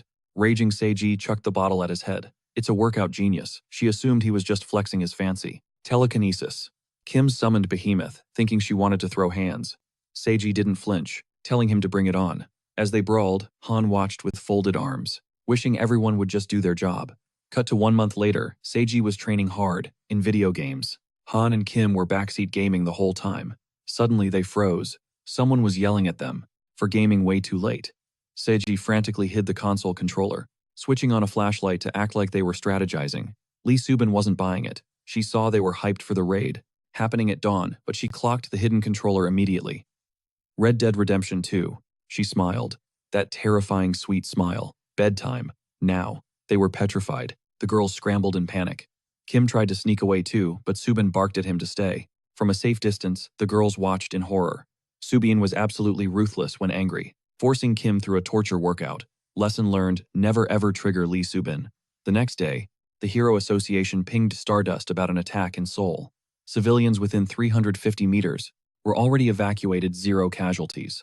Stardust rushed over, hoping it was egoistic. But when she landed, Seiji was waiting. She introduced herself as Electra. Stardust was visibly let down. Still, she ordered Electra to surrender or get taken down by force. Electra answered with a voltage spike blasting lightning. She was there to fight, and Stardust was about to feel the heat. Stardust isn't playing games anymore. That scratch on her face, yeah, she took that personally. But before the beatdown continues, let's rewind 1 week. We see Kim trying to teach Seiji a glorious ultimate move. He calls it the lightning fist. Seiji immediately roasted the name, claiming his sense of style was trash. Big mistake that really ticked Kim off. See, she came up with that name in the original story. Anyway, she told him to stop just spamming lightning bolts. Instead, visualize the energy coiling around his hand like a spring, then clinch that fist tight and let it rip. Also, it's all about focus. He needs to channel every spark into that knuckle sandwich until it's ready to burst. After taking notes, she demonstrated the move herself, unleashing a punch so devastating it turned the landscape into Swiss cheese. How's that for impact? Kim asked. Seiji had to admit it was sick. Kim's order, grind that one move solo. For the entire week leading up to the attack, just to give Stardust a genuine jump scare, Seiji called him a psycho for going that hard on the hero. Egostic just shrugged, claiming he's a villain with lore. Seiji thought he was yapping nonsense. Back to the brawl. Elektra taunts Stardust, asking if she's running on empty, forcing the hero to dance around a storm of lightning strikes per second. Meanwhile, Egostic is chilling in the background, grabbing popcorn in the first row for this free entertainment. Stardust is getting ticked off, realizing she has to tank the high voltage just to close the gap. She pushes through, but the second she gets in range, Elektra stomps the ground to trigger a massive shockwave, waiting to see if the hero can survive a point-blank nuke. Stardust gets swallowed by the light. Elektra starts trash-talking, thinking this boss fight was way too easy. But nope, Stardust literally slaps the energy away with her bare hand like it's nothing, walking out completely unscratched. That casual display of power, it starts making Elektra sweat. Just to be safe, she backflips to safety, realizing Stardust is looking absolutely terrifying right now. Actually, Elektra's thinking, this girl is a monster. How did Egostic ever survive trolling someone this overpowered? From the sidelines, Egostic notices it. Stardust is pulling a full Mahoraga maneuver. She's adapting. She's building immunity to Elektra's attacks. Turns out Egostic buffed Seiji's skills for a specific reason, to farm XP for Stardust and boost her durability stats. In the original plot, she'd be crying and rolling around from these hits. But here she's a tank, and now Elektra is the one in the danger zone. Stardust offers a mercy rule, give up now, and I'll take you in without breaking bones. To Elektra, that sounds like a miserable joke. Don't say I didn't warn you. Stardust launches herself like a human missile, but Elektra charges her fist for a head-on collision. The impact is so violent that Egostic has to teleport to a completely different building just to stay safe, watching the rest of the fight from a drone feed. Smoke clears. Stardust is standing tall, barely messed up her hair. She dominated that fist bump, while Seiji's arm is completely wrecked. Stardust remembers Elektra mentioned fighting for someone, so she demands to know who the puppet master is. Seiji looks at her like she's a clown for even asking. Fine, Stardust growls. You can tell me all about it from inside a prison cell. Suddenly, a hand lands on Seiji's shoulder out of nowhere, and blink they vanish right in front of Stardust. She freezes. She recognizes that aura. She spins around, and there he is. Egostic, long time no see hero. The crowd goes absolutely feral, because their favorite villain is back. But wait, why is he cradling a gorgeous girl in his arms? The chat floods with accusations. He's cheating on Stardust right in front of her. Someone types Aristic, praising the guy for having infinite riz. Stardust gasps, shocked he's breathing. Egostic smirks, did you really think I'd die? Too bad for you, right? But to his surprise, Stardust sighs, thank God you're okay. Egostic blinks confused. Since when does the superhero worry about the bad guy's safety? He totally misses that she's blushing like a tomato. Seiji ruins the moment, groaning to Egostic. What took you so long? Sorry, he shrugs. I wanted to watch the season finale from the best seat. But Stardust watches them whispering and snaps. The atmosphere gets heavy. Stardust isn't a hero anymore. She's a beast. Straight from hell, leaking, killing intent like never before. Seiji is trembling. Why does she look like a demon? Stardust has officially lost it. Egostic scratches his chin. I think I might know why. She's tearing through them like wet paper, looking like the embodiment of righteous justice. But look closer. That isn't justice. That is pure, unadulterated jealousy. Stardust demands to know why he crashed the party, and Egostic hits her with, just here to save my partner. Boom. You can practically hear Stardust's teeth grinding. That partner label triggered her hard. Egostic flexes a hologram, revealing the shadowy outlines of his entire crew. He drops the name Ego Group, a full-blown villain alliance. Now Stardust is actually sweating. And the kicker, he claims he's got more heavy hitters like Elektra on his roster. The days of him playing the lone wolf are officially over. He tells her to stay woke from now on. And that warning isn't just for her, it's a heads up for the entire Republic of Korea. Then he commands Elektra to use Thunderbolt, which instantly ticks her off. Since she explicitly told him to stop treating her like a Pokemon, Stardust sidesteps the blast, giving Agostic the perfect opening to peace out via teleportation. He taunts her, basically saying she needs to level up if she ever hopes to catch him. She screams, demanding his location. Left on red, she takes her frustration out on a concrete wall, obliterating it while trying to process this gross feeling in her chest. Her brain replays them, flirting right in front of her, totally shameless, conjuring up a romantic scenario that honestly never even happened. Plus, it looks like his entire squad is female. So the next time she crosses paths with Agostic, she's ending him for being a total player. Meanwhile, our boy Agostic teleports into a literal dead end. He smashes through the brick with one punch. Bingo. He's exactly where the original web novel said to go, leading him straight to a massive obsidian gate. He steps inside and gets a warm welcome from the Witch of Vines. She's never seen his face before, so she hits him with the classic, "Who are you and what do you want?" Agostic cuts to the chase. He needs a high-level sealing spell on some personal items, specifically a diary where he's documented every single event in this world up to right now. The second diary, that's where he plans to log the future spoilers. The witch eyes the gorgeous gems he brought as payment. She's vibing with them and asks, "How long do you need this lock to hold?" Agostic doesn't hesitate. "Until the day I die." The witch takes a deep breath and gets to work. She starts weaving the sealing magic over the books, and her aura explodes into glowing particles, lighting up the room. After the light show fades, she confirms, "From this moment on, these pages are for your eyes only." Agostic thanks her and turns to leave, but the witch stops him in his tracks. She has one last thing to say. "The path you're choosing, it's going to be brutal." Agostic just smiles. "I know. It's the only way." And with that, he teleports to a rooftop overlooking the city. This is it. The moment he solidifies his reason for existing in this universe. His purpose is Stardust. Period. Massive events are about to trigger, and he silently begs Stardust to just trust the process. He'll be her silent guardian. Suddenly, his phone buzzes. It's Han demanding he get his butt home as soon as possible because they're grilling eel for dinner. The whole crew is waiting. Agostic assures him he's on his way. He hangs up, his expression shifting, thinking, this is it. The start of the Phase 1 finale. Cut to Ansan National Park. Inside a lab, scientists announce the time has come. They activate a sequence, unearthing something massive. A colossal robot rises up and immediately starts wrecking everything in sight. Meanwhile, Dr. Songgu addresses his crew, declaring it's finally time to crush the Republic of Korea for all the oppression they've suffered. Parallel scene. Haru is at school eavesdropping on classmates who are absolutely simping over Electra. Then green hair drops a bomb. She's definitely dating Agostic. Haru instantly panics, but she breathes a sigh of relief when the other guy argues, nah, they're definitely just co-workers. But green hair pushes back. Did you see them whispering? And nobody, I mean nobody, Princess carries a friend like that. Brown hair shakes his head. That's exactly why it's not real. He hugged her way too casually. He did it for the cameras because there's zero romance there. If he actually had a crush on her, he wouldn't be grabbing her in public like that. Green hair pauses. Okay, fair point. Brown hair continues. It's just common sense. Look at Agostic's track record. The guy only has eyes for Stardust. But then he adds, I kind of feel bad for her though. She looked like she was about to cry on the live stream. Imagine how she felt watching her buff husbando, scooping up another girl. Anyway, green hair is still firmly captain of the Electra ship. Yo, word on the street, is ego vibes way better with Electra than with those Stardust simps. That comment hit a nerve. Bam. Haru slams her desk, absolutely fuming. The boys freeze, terrified they just signed their death warrants. Then just before class starts, Haru gets a buzz. Emergency call. She doesn't waste a second. She sprints to the roof, radioing HQ. Is it a villain? Give me a sit rep. HQ screams back. Unknown. Colossal weapon. Incoming from Southeast Seoul, heading north. Stardust touches down at the scene and... Whoa. She's speechless. It's the Yannion Group's massive mech, a literal giant robot. She has zero clue how to stop this beast. And yeah, it's packing heavy artillery.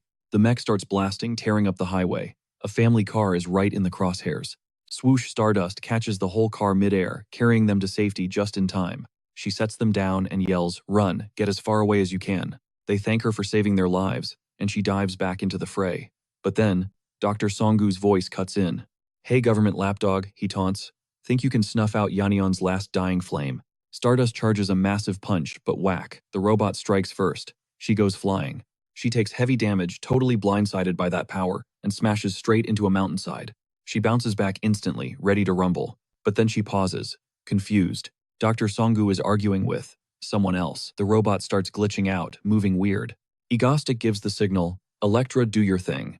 The massive machine powers down completely. Agostic hacks Stardust's comms. We see the girls have already bagged the scientists. Meanwhile, Agostic plays the heel, Shame to let this Yannion toy go to waste, he cackles. He starts laughing like a total maniac, really selling the villain act. Elektra whispers to Han. He looks like a brainless psycho. Han shrugs. You'll get used to it. Egostic teases Stardust. I'm itching to level the city with this beauty. Think you can stop me, he challenges, ramping up the tension. Stardust grins, eyes lighting up. I'll stop you whatever it takes. She launches herself at him, pure adrenaline. Han updates Egostic power calibration complete. Egostic is hyped. Time for a real power-up. He yanks the lever and the robot roars to life. It clashes with his favorite heroine. Boom, fists collide. Stardust gets pushed back, but just barely. That all you got against the Octopaz? Egostic mocks her. You really thought that would work? He orders Han crank it up a notch. Round 2. They go at it again, but Stardust is weaving through attacks like water. She's getting faster, sharper. Suddenly dodging this giant hunk of metal is child's play. Egostic is loving it. She's evolving. And hey, he might actually go home in one piece today. Unlike those other times, he almost met the Grim Reaper. But meanwhile, at a Korean military base, the brass reveal, the big red button. The president is ready to strike.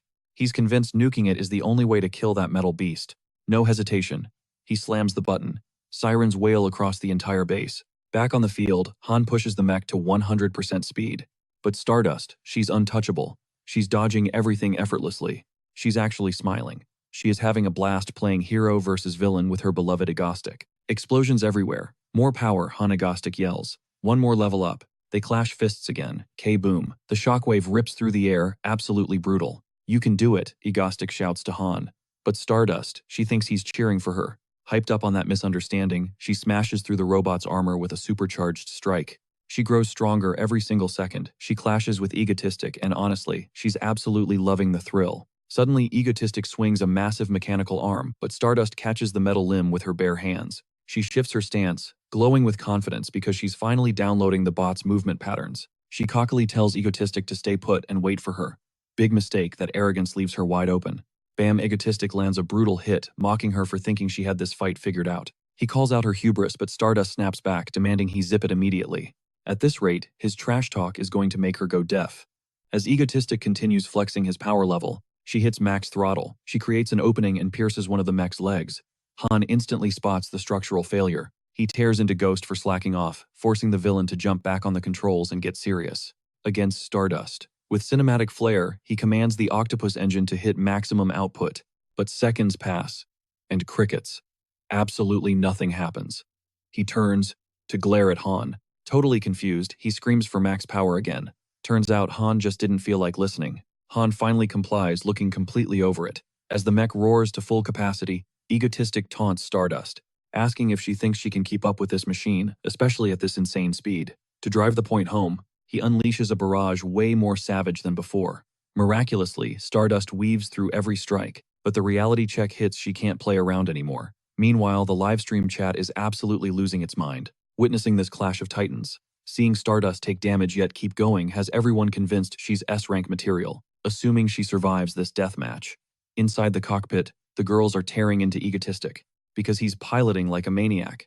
This gives Stardust even more motivation to scrap that giant metal monstrosity, mostly to get those girls away from her beloved Egotistic. Plus, irony check, if he wasn't piloting this thing, would be unbeatable. But now, she's got the juice. She slams into the mech with earth-shattering force. Egotistic is actually starting to sweat over Stardust's insane growth rate. Even Elektra notices Stardust is hitting harder than she was seconds ago. She warns the engine is redlining. They have to end this within a maximum of 10 minutes. Egotistic, totally unbothered, just shrugs and says, they might as well. Enjoy the show while it lasts. Elektra is not amused and smacks him upside the head to remind him that the mech is literally a ticking bomb, while Lazubin is trying not to puke from the turbulence. Stardust barely dodges another swipe when her comms buzz. The Hero Association screams at her to evacuate immediately. The sudden order throws her off. They drop a bombshell. The president of South Korea just authorized a launch, firing a nuclear missile straight at the octopus. If they're in the blast radius, they're vaporized. Stardust asks if they've lost their minds. A weapon that size won't just kill the villain. It'll wipe out civilians too. Besides, she's got this fight under control. Why make such a brain-dead call now? The association explains it's all optics. The president thinks he'll look weak if he just sits there. Politics is a dirty game and unpredictable as hell, so they order her to shut up and retreat. Meanwhile, Egotistic calls out, asking why she's frozen in place, since his octopunch is fully charged and itching to fire. Stardust can't believe it. They actually paused the fight to wait for her. For a bunch of villains, they've got surprisingly good sportsmanship. It's obvious they have zero clue a nuke is inbound. That settles it. She rips out her earpiece, going rogue against the association's orders. Without a second thought, she rockets into the sky to intercept the missile. Back at Hero HQ, an assistant panics, asking what they should do now that Stardust has gone rogue. But the association president just says to wait. Then with zero shame, he grabs a bucket of popcorn to watch the drama unfold, claiming this is better than his favorite soap opera. Egotistic is confused. Why did Stardust just bail? He figures she must be fleeing the scene. But up in the air, her mind is racing. She knows the government has a million reasons to nuke Egotistic, considering he's an A-rank villain who livestreams his crimes for clout. Yet, try as she might, she just can't bring herself to hate him. So today, she's making a stand. It was payback time, her turn to save the guy she cared about. With that locked in her mind, she kicked her thrusters into overdrive, burning every ounce of energy she had. In a heartbeat, she was closing the gap on that warhead flashbacks flooding her brain. Like that time Egostic snatched her from the jaws of death back at the Hainun hideout. That memory alone, it was all the confirmation she needed. Zero hesitation. She lunged forward, slamming her hands directly onto the hull of the missile. The G-force was insane, instantly knocking her back. Meanwhile, down on the ground, Egostic clocked a massive energy spike heading his way. Though Han and the squad were faster on the uptake, they instantly ID'd the threat. It wasn't a person. It was a nuke-level missile. Egostic was shook. Why the hell was Stardust risking her neck to save him? It didn't make any sense. Stardust, for her part, was going full beast mode up there, straining against the engine's thrust. Crunch. She managed to crush a section of the fuselage, creating the exact opening she needed. Seizing the moment, she wrenched the missile off course, forcing the payload straight up toward the stratosphere. Egostic immediately pinged Han, demanding to know the source of the attack. But she snapped, "Zip it, I'm tracking," eyes glued to her screens. Seconds later, she got a lock on the launch signature. And the results were a total bombshell. That missile was launched directly from the presidential office of Korea. Han scrambled for a kill code, but they were out of time. The timer was ticking down 10 seconds to detonation. Egostic's blood ran cold. Meanwhile, the president was sitting back, looking smug, thinking he'd just pulled off a masterstroke, totally oblivious that Stardust was hauling his dirty work into the sky. Somewhere else, Seola was just chilling out shopping, completely unaware her bestie was moments away from being vaporized. Egostic was sweating bullets, watching his favorite frenemy, literally 3 seconds away from being blown into a million pieces. 2 seconds on the clock. She ignited her thrusters one last time, hurling the warhead deep into the atmosphere. It breached the exosphere, and boom. A colossal explosion lit up the sky, visible to Egostic and the crew. Even Hyul caught the flash from her high school window, left totally speechless. The exact same look of shock was plastered on the association president's face, and the president of Korea. Back at base, Han and Elektra were frantic. What happened to Stardust? Egostic couldn't hide it. He was genuinely terrified for the world's main character. High above, she was in freefall, completely drained after pulling off that miracle. In a flash of purple energy, Egostic teleported to her side, scooping her up in midair, and he still couldn't wrap his head around what she just did. Stardust blinked open her eyes, realizing he'd come for her even as he started lecturing her for almost throwing her life away on a suicide mission nobody asked for. But she didn't argue, she just stayed quiet. Internally, Egostic was fuming. So reckless. She was just showing off her monstrous strength again. Then he panicked. Wait, was she pissed? Why was she looking at him with those intense eyes? He figured it was because she was currently being cradled by her arch-nemesis. So he leaned into the villain persona, mocking her, accusing her of trying to bail on their fight like a coward. The scolding just kept coming. Then it hit him. If that missile had actually connected, if the giant weapon hadn't been stopped, he would have been vaporized and everyone else along with him. So the question remained, why did she save him? He didn't have to wait long for an answer. Stardust looked up, voice soft, and whispered, "Now, we're even." That threw Egostic for a loop. And that final smile before she passed out, it was terrifying. It hinted that maybe she knew the truth, that he wasn't actually a villain, despite all his efforts to play the bad guy. Shaking it off, he descended back to solid ground, to lay Stardust somewhere safe. Luckily, her vitals were stable. He couldn't help but admire her absurd durability. Literally any other hero would have been deleted from existence trying a stunt like that. Regaining focus, he pinged Han for a sit rep. She dropped the bomb. The order came from the top, the president of Korea himself. Egostic shook his head. Humans in this world were wild cards, totally unpredictable. And since the whole city just watched Stardust yeet a missile into space to save him, the public was going to lose their minds. They were already desperate to ship the hero and the villain, and this would only add fuel to the fire. That had to stop. Han cut the feed. "We're going live," he ordered. Han smirked. She'd been waiting for that call. A moment later, the on-air signal lit up and Agostic was broadcasting to the world. The chat was exploding. Everyone wanted to know if Stardust survived since the cameras cut out when she hit the sky. Agostic was ready to give them the tea. He panned the camera over, revealing Stardust lying there unconscious. The internet went into meltdown. They thought she lost. Comments started flooding in, calling Agostic a monster for hurting a lady like that. But Agostic cut through the noise. "Wasn't me," he declared coldly. "If you want to blame someone, look at the presidential office. They're the ones who wanted. So get this, the government decides to drop a literal nuke on Seoul. And the mastermind, the president himself. Why? Because he wanted to flatten the entire city just to take out one single villain. Obviously, the public completely lost it. They realized a heartless monster was running the country, and the president started sweating bullets because everyone is calling him a tyrant." Right in the middle of this PR nightmare, Stardust catches a glimpse of Agostic standing on a crumbling skyscraper. By the next morning, the news channels are screaming that the government is facing its worst crisis in history, with massive protests demanding the president's immediate impeachment. On top of that, the International Hero Federation is already debating bumping Stardust up to S-Class. But here's the kicker, they are considering the same upgrade for the villain. Agostic. Seol was hyping up her friend until a reporter drops a bombshell, revealing that while Stardust's promotion talks just started, Agostic has been under review for months. An insider from the association claims an official announcement is dropping by the end of the month. Immediately, Seol killed the TV because her secretary knocked on the door. Naturally, she told her to come in. Looking like a total queen with her kitten resting on her lap, the secretary updates her. They have successfully bought out the presidential candidates for the upcoming election. They all swore loyalty to the Yoon Seon group. Plus, the chairman just announced he is handing over full control to his daughter, Seol. She smiled, finally getting exactly what she wanted, and happily dismissed the secretary to leave the room. Once she was alone, she whispered a thank you to Agostic for handing her the chance to swallow the entire Republic of South Korea whole, an opportunity she plans to milk for all it is worth. Back at Ego Base, Kim called a family meeting because there is a major issue with Stardust. She is suspecting something impossible. Han asked what the deal was, and Kim reveals that Stardust thinks he isn't actually a villain.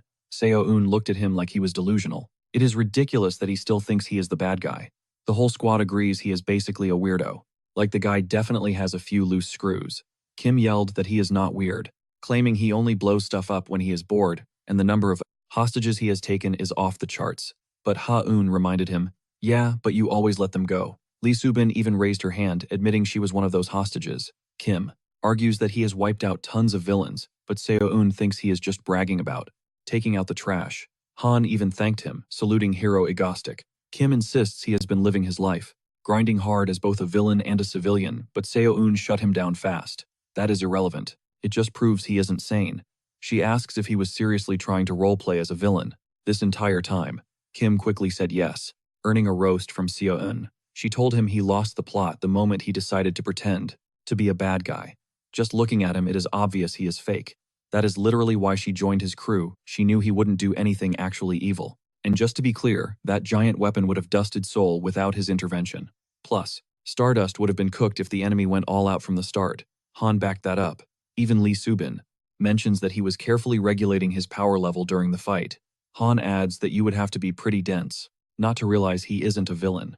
Kim screams that Stardust is the embodiment of justice, so it makes no sense for her to doubt him when he is a criminal on the verge of S-Class status due to his threat level. Then Seo-eun clarified that just because Stardust is justice incarnate, it doesn't mean she is brain dead. Anyone looking at him would figure out he is not a bad guy. Seeing him so shook, she wondered if she should have been that brutally honest. But Han confirmed someone had to say it, and now the air is cleared. Kim thinks to himself that he doesn't do villain stuff because he is crazy. He does it to protect Stardust and this world. If Stardust figures that out, she won't fight him seriously. If she holds back, she won't grow stronger, meaning the world gets destroyed by future threats. Suddenly he screamed, "This cannot be happening," scaring the life out of Han because that outburst came out of nowhere. But Kim reached a conclusion. Stardust needs someone to constantly remind her that he is a terrible, evil guy. With that plan locked in, he told the girls he is heading to Busan for a bit. Coincidentally, Haru was already in the city, totally amazed, staring up at the massive skyscraper where she will be staying for a few days. A security guard stepped up, recognizing her as Miss Haru. She gave a nervous nod, letting the bellboy grab her bags to haul them up to the suite. Honestly, Haru felt like she should have just handled the luggage herself. But before she could spiral, a familiar voice cut through the noise. It was her bestie Seol, absolutely gushing about Haru's major glow-up. Haru was totally confused by the hype, acting all shy. But Seol didn't give her time to think, grabbing her hand to go toast the birth of South Korea's very first S-class hero. Walking into the suite, Haru's jaw hit the floor, pure luxury, with a killer balcony view. She told Seol, this was unreal. But the hostess was already moving on, inviting her to feast on some Michelin star-level grub prepared by her private chefs. Although Haru completely lost her cool when she spotted a mango frappe on the menu. One sip and she was practically in heaven. Seol chuckled, admitting she had no clue Haru was such a mango stan. She figured the mango obsession was actually about egotistic, since internet trolls call him mangastic. Honestly, Seol kind of wished she had a dedicated villain like that. But Busan was full of absolute nobodies, making it nearly impossible for her to grind her way up to S-rank status. So she dropped a bombshell. She was thinking of using this chance to head straight for Seoul. She wanted to throw hands with egotistic just once.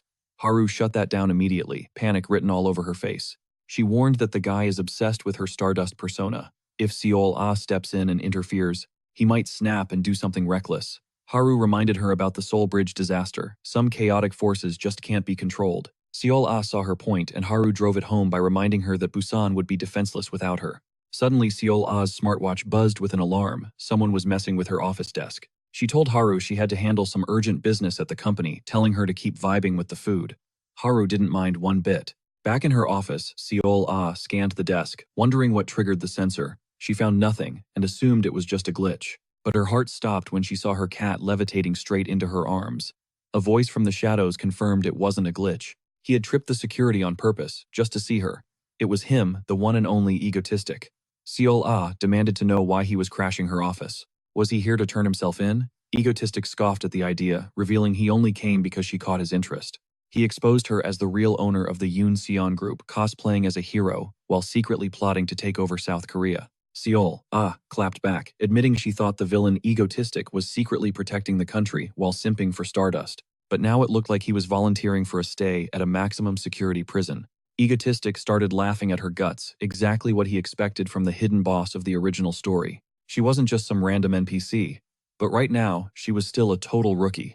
Seol nerves spiked. What the hell was this masked psycho planning? She was stunned when he dropped a proposal. No riddles, just a hand extended offering a straight-up alliance. He knew perfectly well that you can't defeat a hidden villain with just punches. He needed to get her on the same boat. At that exact moment, Stardust's spidey sense went haywire, screaming that something terrible was about to go down. Meanwhile, Egotistic and Seol were locked in a hostile stare-down. Egotistic broke the silence, calling out her Hero of Justice act. It was nothing but a mask, because her true endgame was total domination of South Korea, and he was ready to help her snatch that crown. However, Seol played it cool, pointing out that he only causes chaos for his own gain. Why shouldn't she just hand him over to the cops right now? Egotistic calmly slid a USB drive across the desk. He knew she was swamped cleaning up the mess from the Yonion Group bankruptcy and managing the fallout, not to mention pulling strings in the shadows with the new government coming into power. He told her to take the gift as a sign of good faith. With the terms set, he announced he'd be back in 1 week for her answer, leaving Seol completely rattled. Her heart was pounding out of her chest. Egotistic was way more intimidating in person than she ever imagined. She stared at the memory stick, realizing the terrifying scope of his information network and capital. Add in the extreme loyalty of his fandom, and he was a villain with massive influence. He held sway over Korean politics and culture. He wasn't just a villain, he was a revolutionary anti-hero. But still, he saw right through her ambitions and offered a partnership. From the very start, she was dancing in the palm of his hand. At this point, saying no wasn't really an option. Seol hopped onto her computer curiosity, peeking as she clicked on a mysterious folder. The file name alone was a power move, essential intel for Seol to dominate South Korea. She opened it and her jaw practically hit the floor. It was a total goldmine. We are talking about high-level classified secrets that money literally cannot buy. With this arsenal, she could have the entire country wrapped around her finger before the year ends. Just imagining the power trip had her feeling absolutely ecstatic. Meanwhile, Kim was catching the train to Seoul, already complaining about what a massive drag this whole ordeal was. Like seriously having to commute again. Fast forward 1 week, and he was back in Busan tracking down Seol to get some feedback. He needed to know if his gift hit the mark. Her response: she isn't even going to ask which dark web corner he pulled that intel from. As for the alliance proposal, it was a no-brainer. She is all in. She even told him to drop the formalities. They are speaking casually from now on. Egotistic was cool with that. Partners should be chill, right? But then bam, she slid a contract across the table. The fine print. Mandatory meetings. Once a week. He was baffled. Why the micromanagement? Her logic that is just how teamwork makes the dream work. According to her teammates need FaceTime. Egotistic, however, was not vibing with the idea of a weekly pilgrimage down to Busan. A weekly commute, hard pass. He threw shade, asking if the massive Yunseon group just had way too much free time on their hands. He told her to save her time. CLA countered, offering to come up to Seoul herself, but our guy shut that down immediately. Weekly meetups were physically impossible. CLA tried to haggle. Okay, every 10 days. Egotistic pushed back hard. Make it every 20. They went back and forth until CLA said 15 days. Egotistic finally sighed and compromised. 2 weeks. They would meet every 2 weeks. Deal sealed.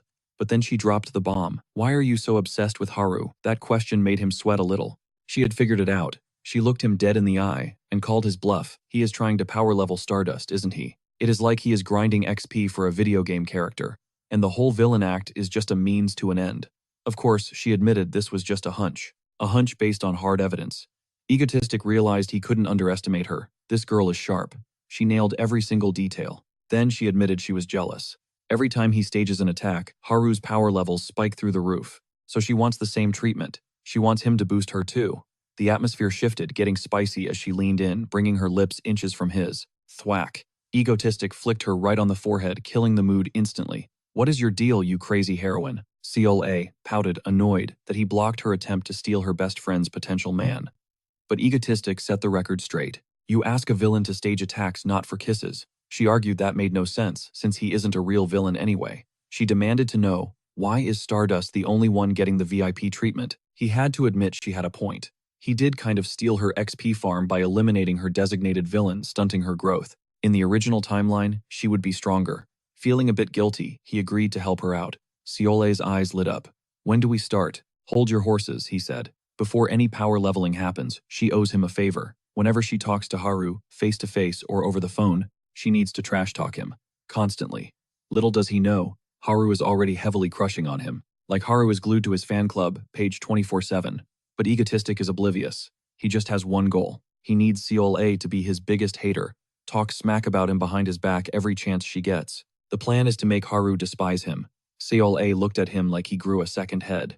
Are you some kind of weird mental masochist? The silence stretched. She still couldn't wrap her head around it. He wants her to roast him in front of Haru. Just so, Haru keeps seeing him as the bad guy. Egotistic doubled down, telling her to go hard. No mercy. Call me a ridiculous narcissist, a psycho dumpster fire, a criminal worse than Didi. CLA hesitated. She was worried that kind of elementary school tactic would backfire, but Egotistic was confident. Trust me, it works. And he knows what he is talking about. He has binged the Stardust series more times than any sane human should. He is the ultimate expert. No one understands Stardust's twisted sense of justice better than he does. CLA finally shrugged and agreed. It seemed like this weird request was the foundation of their entire partnership anyway. So she will give it a shot. That was music to Egotistic's ears. He extended a hand to seal the deal. CLA took it, cementing their chaotic alliance. As their hands touched, she found herself getting lost in his eyes again. The guy is just majestically handsome, okay? But the romantic tension vanished instantly. Poof, he teleported away. CLA felt like an absolute clown. Catching feelings, stupid. Maybe it is just the thrill of the chase. It is the first time she has encountered a fish that refuses to be caught. But one thing is crystal clear now. Egotistic, Korea's #1 villain. She is totally into him. And starting today, her mission is to make him hers, no matter how many other stray cats try to get in the way. Any homewrecker crossing her path is toast. But cut to Haru's place surprise, Ciola just pulls up out of nowhere. She is beaming, rocking a suitcase, and ready for a sleepover. Turns out Ciola was desperate for some quality Haru time. She hits her with the "can I crash here" request. Haru is chill with it, but she is like, what about your patrol in Busan? Ciola waves it off. Busan is just small fry central right now. The heroes ranked B and C can handle the cleanup. Plus, stepping back lets the rookies get some spotlight.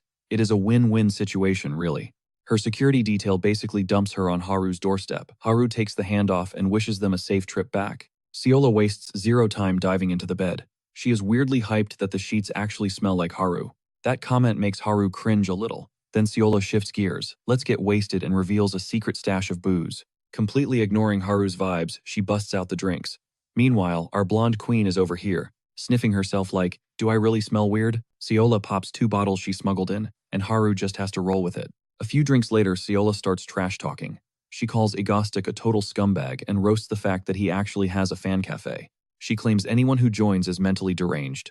Haru isn't having it. That comment hits way too close to home. Why? Because Haru is basically an admin-level stan. In that very group, Siola keeps ranting that his constant attacks are a massive headache. She bets the guy gets a kick out of all the clout and media chaos. Haru is sweating bullets, listening to Siola drag her dream man through the mud, Siola claims.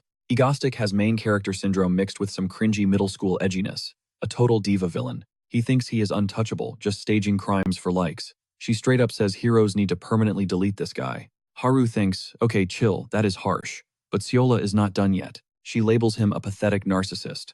Sure, villains have egos, but Egostic takes it to a whole new level of toxic. He is obsessed with himself. Haru mentally objects, remembering how he literally risked it all to save her life. Then Siola drops the bomb. The grossest part, he is basically stalking Stardust. Haru definitely does not agree with that take. Siola tries to keep the hate train going, but the liquor wins. She blacks out cold. Haru scoops her up and tucks her into bed. She is left wondering, where did all that shade come from? Honestly, Siola's rant felt totally fake. Haru pulls out her phone, checks her Egostic fan account, and sighs. Who knows when she will see her chaotic crush again. Flash forward a few days, Chayun and Hyul crush breakfast and grab their gear for school. The squad sends them off with good vibes. Han, who basically just rolled out of bed, mumbles a good luck too. Kim warns her, girl, watch out or your jaw is gonna snap from yawning so hard. She demands to know what kept Han up all night. Han almost slips up and mentions Stardust, but catches herself just in time. Top secret info. Kim drops the subject because she has got major news. Next raid is Busan next week. The girls are totally lost. Stardust does not patrol that zone. Han asks, why the road trip? Kim explains. They snagged a sponsor in Busan who specifically requested a villain attack right there. Segi is baffled. What kind of psycho corporation orders a terrorist attack on themselves? Little do they know the client is a high-class rank A hero. Cut to Busan 1 week later. Beachgoers start freaking out as a massive airship looms over the city skyline. Everyone scatters. Egostic strikes a pose on the deck, announcing his grand entrance and screaming for Icicle. To spice things up, he starts raining explosive grenades down on the streets. Right on cue, Icicle swoops in. She unleashes her frost magic, neutralizing every single blast like a pro. She confronts Egostic, shouting, your reign ends here, but internally, she is screaming. She has been dying to deliver that dramatic hero line. Meanwhile, back at the Hero Association headquarters, the director briefs Stardust. Egostic is in Busan, sit this one out. She hears absolutely none of that. Ignoring orders, she launches herself into the sky, breaking the sound barrier to get to Busan. She is fuming. How dare Egostic show his face to Icicle instead of her? She is being eaten alive by pure green-eyed jealousy. But rewind a few minutes, meet the band Leppies. High above the clouds, the crew is cruising on their flying fortress, the Alice, when Yellow breaks the silence, asking if the others are feeling the hype. Blue looks clueless, so Yellow spells it out. They literally built this beast of a machine, from scratch, and they're seconds away from launching a massive raid on the city. Blue puffs his chest out, brimming with pride over their handiwork, but snaps back, telling Yellow to quit yapping, even though he's secretly geeking out too. Suddenly, Red Leader steps onto the deck. He declares that they've finally made it big. Real pirates just like Luffy and the Straw Hat crew, and screams out to the squad asking if they're ready to absolutely wreck Busan. The boys roar in agreement, but right as Red winds up for another speech, Egotistic teleports right behind him like a ghost. Instincts kick in. Blue and Yellow instantly lock and load their weapons to defend the captain. Egotistic drops a bombshell. This raid is his show now. Red flips out, sick of this guy acting like the main character. Zap. A massive bolt from Elektra fries their nerves and humbles them instantly. Egotistic smirks, telling them to chill, because they're all on the same team now. Red hates every second of this hostile takeover. But the second they see Elektra charging up round 2, the whole crew suddenly decides they love the plan. Egotistic barks orders, Red takes the rear guard, while Yellow and Blue flank the sides of the ship. It's showtime, people. The attack is launching now, so everyone needs to scramble to their battle stations immediately. These budget pirates have no choice but to fall in line. Egotistic throws Lee Subin onto the helm, leaving Seiji completely shook. She had no idea Subin could pilot a warship. Seiji asks for orders, but Egotistic benches her, sending her to the cabin to chill and watch the fireworks. Then he patches a call through to his employer, confirming they are swooping straight toward Haeundae Beach. Seiji is losing her mind, totally confused, desperate to know which lunatic actually ordered a hit like this. Cut to the present. Icicle lands on the scene to intercept them. Seiji instantly clocks the situation. The client is none other than the Yunsun heiress and A-rank hero herself. Egotistic fires up the live stream announcing his arrival in Busan with maximum theatricality, sending the viewers into a frenzy over the cinematic entrance. He also introduces the Lepis squad, who honestly look like a discount version of the Power Rangers, to the chat. Icicle screams for Egotistic to halt or face a deep freeze. Egotistic, playing the villain role perfectly, pretends he's never met Busan's guardian before.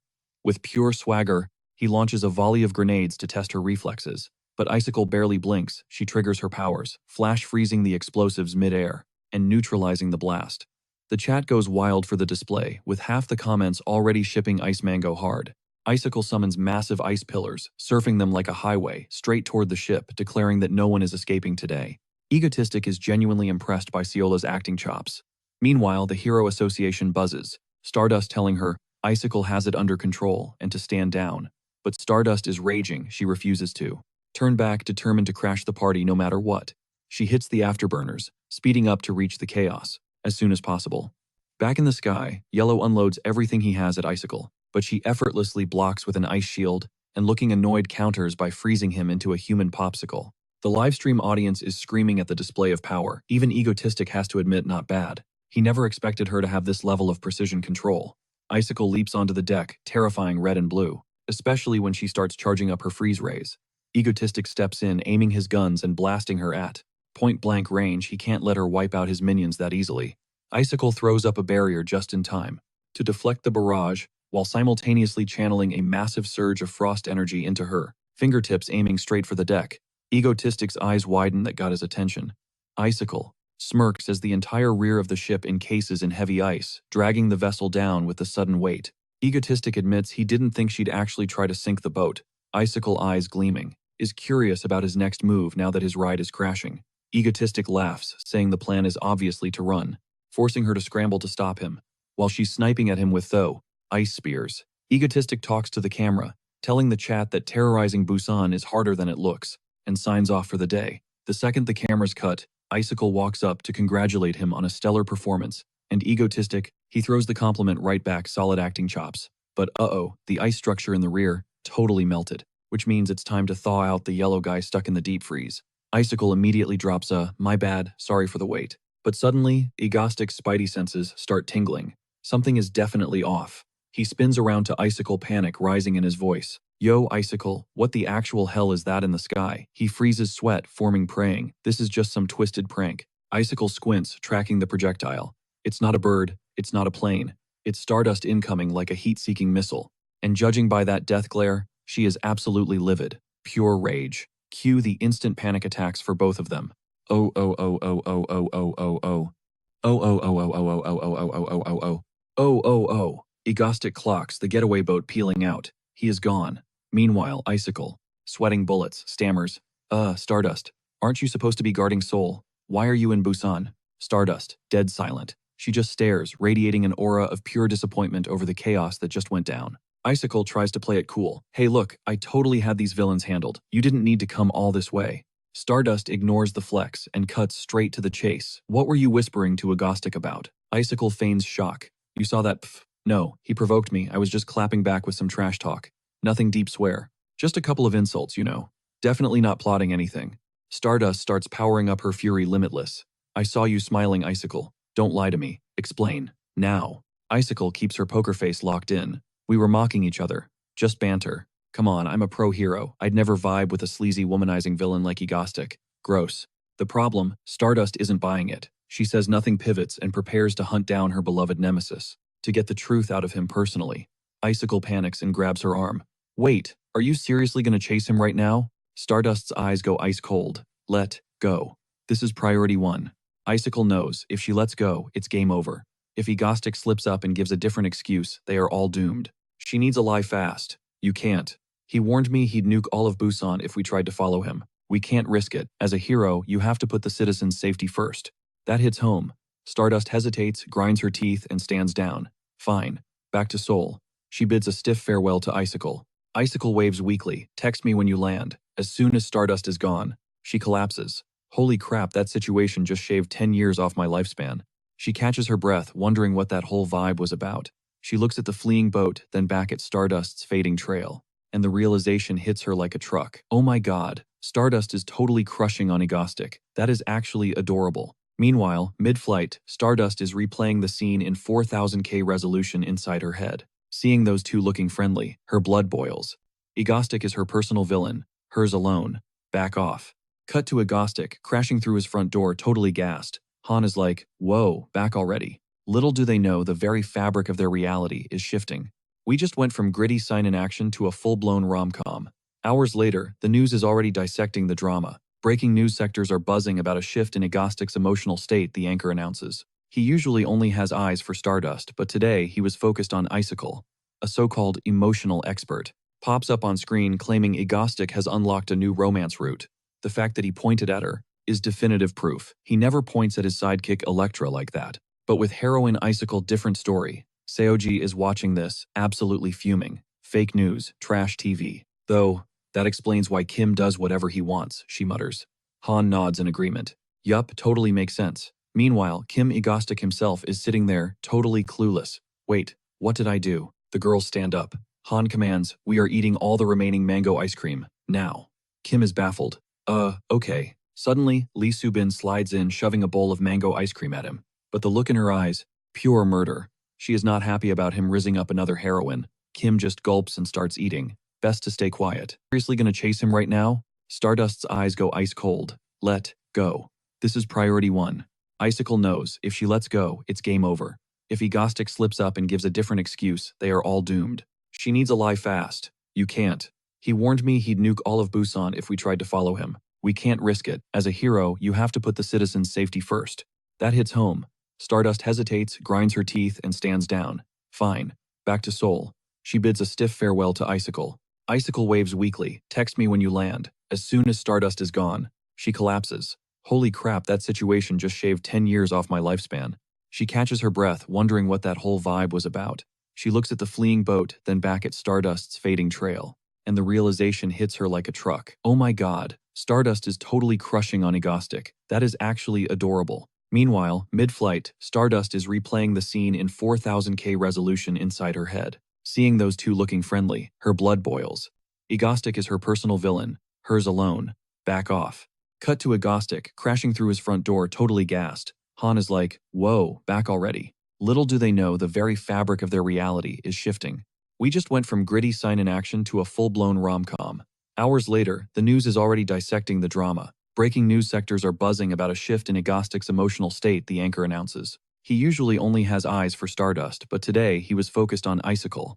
A so-called emotional expert pops up on screen claiming Agostic has unlocked a new romance route. The fact that he pointed at her is definitive proof. He never points at his sidekick Electra like that. But with heroine Icicle, different story. Seoji is watching this, absolutely fuming. Fake news, trash TV. Though, that explains why Kim does whatever he wants, she mutters. Han nods in agreement. Yup, totally makes sense. Meanwhile, Kim Agostic himself is sitting there, totally clueless. Wait, what did I do? The girls stand up. Han commands, we are eating all the remaining mango ice cream, now. Kim is baffled. Okay. Suddenly, Lee Subin slides in, shoving a bowl of mango ice cream at him. But the look in her eyes, pure murder. She is not happy about him rizzing up another heroine. Kim just gulps and starts eating. Best to stay quiet. He's got big moves to make, so he tells her to tag along for a sec. Lee Subin's immediately suspicious, demanding to know the destination. He drops the bomb. They're hitting the Eskil auction house. It's the playground where the world's filthiest rich gather to flex their wallets. But it's also ground zero for the birth of a specific villain. Subin's already connecting the dots on his chaotic plan. He confirms her hunch right before the auctioneer unveils the next lot. It's a ring once worn by South Korea's B-rank hero, Esbordier. The guy wore it religiously until his dying breath, and the auction house scooped it up the moment he flatlined. Bidding starts at $10,000.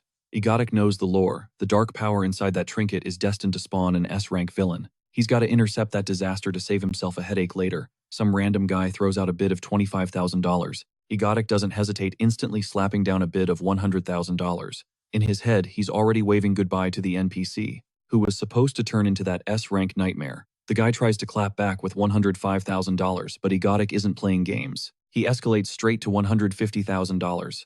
The jump is so aggressive, the auctioneer slams the gavel immediately. Sold. Agostic shoots a smug look at the extra, because that ring is officially his property now. A bit later, Han is grilling them on where they vanished to. She's freaking out because 200 million won just vanished from the bank account. The notification almost gave Seiji a heart attack. She's never seen that many zeros in her life. Kim flashes the loot he blew the cash on. Seiji's looking at it like he got scammed. 200 million won for this dirty band. It looks like a grandma's dusty wedding ring. Kim shuts down the slander, explaining it's not just jewelry. He flips the internal switch, and the artifact erupts with an insane amount of energy, leaving the girls completely shook. The aura condenses into a single point, manifesting a spectral being with a design that screams final boss. The entity demands to know who woke him up, his pressure so heavy the girls are struck speechless. Kim dubs him Death Knight, but the specter tries to correct him. He starts reciting his real name, but Kim cuts him off. He doesn't care. From this second forward, the guy is the Death Knight. Plus, the new title has way more drip and intimidation factor, so he's officially christened Death Knight Desik. Later on, Kim summons Desik out of the ring. The undead warrior rejoices, soaking in the sunlight, but Kim kills the vibe, ordering him over. Because it's time to clock in for work, Desik tries to refuse immediately. Bad move. Kim seals him back in the ring instantly. Seiji asks, "What the heck is going on?" Kim just shrugs, he's training the pet. And it works like a charm. When he summons him again, Desik is literally begging not to go back into that cursed void. Apparently, it's a nightmare realm of pure darkness inside. Kim ignores the sobbing guys, probably numb from being sealed for ages anyway. He tells Desik who he gets to fight, which instantly hypes the night up. Kim explains that Desik needs to sub in for him and use his strength for a bit. Seiji is baffled. She can't wrap her head around how this ugly tin can is supposed to throw hands with Stardust. It seems impossible since that woman is ridiculously overpowered. She asks the real question. How long can he actually survive against her? Kim tells Desik to give Seiji a little preview of his combat specs. The knight immediately draws his axe, ready to work. He aims at the forest and with a single casual swing, obliterates every tree in the zone. The sheer destructive power leaves Seiji floored. And Desik, he smugly reveals that was just a fraction of his kit. Kim isn't surprised this guy was scripted to be an S-rank villain after all, but his internal monologue gets cut off by a scream. Lee Subin is absolutely livid about the landscaping damage. She spent forever replanting those trees, and they just nuked her hard work. Kim, face pale with terror, immediately throws Death Knight Desik under the bus. The naive knight thinks Subin is impressed by his power and asks if she wants an encore. Desik ends up getting absolutely folded by Lee Subin's rage, while Seiji and Kim tactically retreat because that woman is a demon when she's mad. Hey, ever find a manga you're dying to read, but it's stuck in a language you don't speak? Meanwhile, our girl Haru is doom-scrolling in spirals when she sees the internet simping over the new power couple Izzy and Agostic. Fans are even making photoshopped edits, calling them relationship goals. These comments absolutely trigger Haru. She claps back, typing furiously that the Ego Starship is superior to that trash. Not to mention, it's the OG canon couple. Some random keyboard warrior trolls her, calling her Captured Stardust, which is her anonymous handle, and that public disagreement sends Haru into a blinding rage. Cut to the next day at the Hero Association. The receptionist is shook to see Stardust actually in the building, and asks what's up. Stardust claims she's just on standby for emergencies. A total lie to mask the fact she's desperate for any intel on Agostic. She awkwardly bails, saying goodbye to the confused staff. Deep down, she knows she's losing it and is ready to take extreme measures if Agostic announces he's exclusive to Busan now. Suddenly, sirens scream across the city. A villain attack in downtown Seoul. Ironically, she's thrilled, because this proves her man hasn't ghosted her city yet. She goes supersonic, flying straight to the scene, dying to lock eyes with her Agostic. In seconds, she touches down at a demolition site, heart racing as she spots a figure teleporting in. She beams with excitement, but major letdown, it's just the Death Knight, introducing himself as a member of the Ego Squad. The livestream chat goes wild, seeing a new arc begin, and Kim is right there with them. He literally grabbed popcorn to watch Stardust's performance. The Death Knight realizes this is the heroine Agostic hyped up, so he squares up to fight her, right then and there. But Stardust, she completely ignores him, scanning the area, just looking for Agostic. Desik throws the first punch while she's distracted, but Stardust is fuming because her crush is a no-show and she instantly clashes fists with the Death Knight. They erupt into a frantic exchange of blows, unleashing enough energy to trigger massive explosions. Desik actually praises her combat skills. The online viewers are losing their minds, spamming chat that this is a clash of titans, and wondering how on earth Agostic manages to recruit such talented monsters, proving once again he's the undisputed king of villains. Still, the chat feels it's a bit mid without Agostic's charismatic narration, wondering when he'll show up, since he's never missed a raid before. Stardust is thinking the exact same thing, getting angrier by the second at the thought that he might actually be focusing only on Busan from now on. The battle rages on, both fighters seemingly deadlocked in power. That's when Desik realizes the boss was right. She's literally leveling up and getting stronger. Mid-fight. Hearing that just makes Stardust snap completely. She loses her cool, screaming "Where is he?" and demanding to know if Agostic is lurking in the shadows watching. Desik drops the bomb. The boss isn't coming. he decided his loyal servant was more than enough to handle a one-on-one duel. The news hit Stardust like a truck. Igostic ghosted the raid. Desic brushes off her tantrum, telling her to prepare for the end.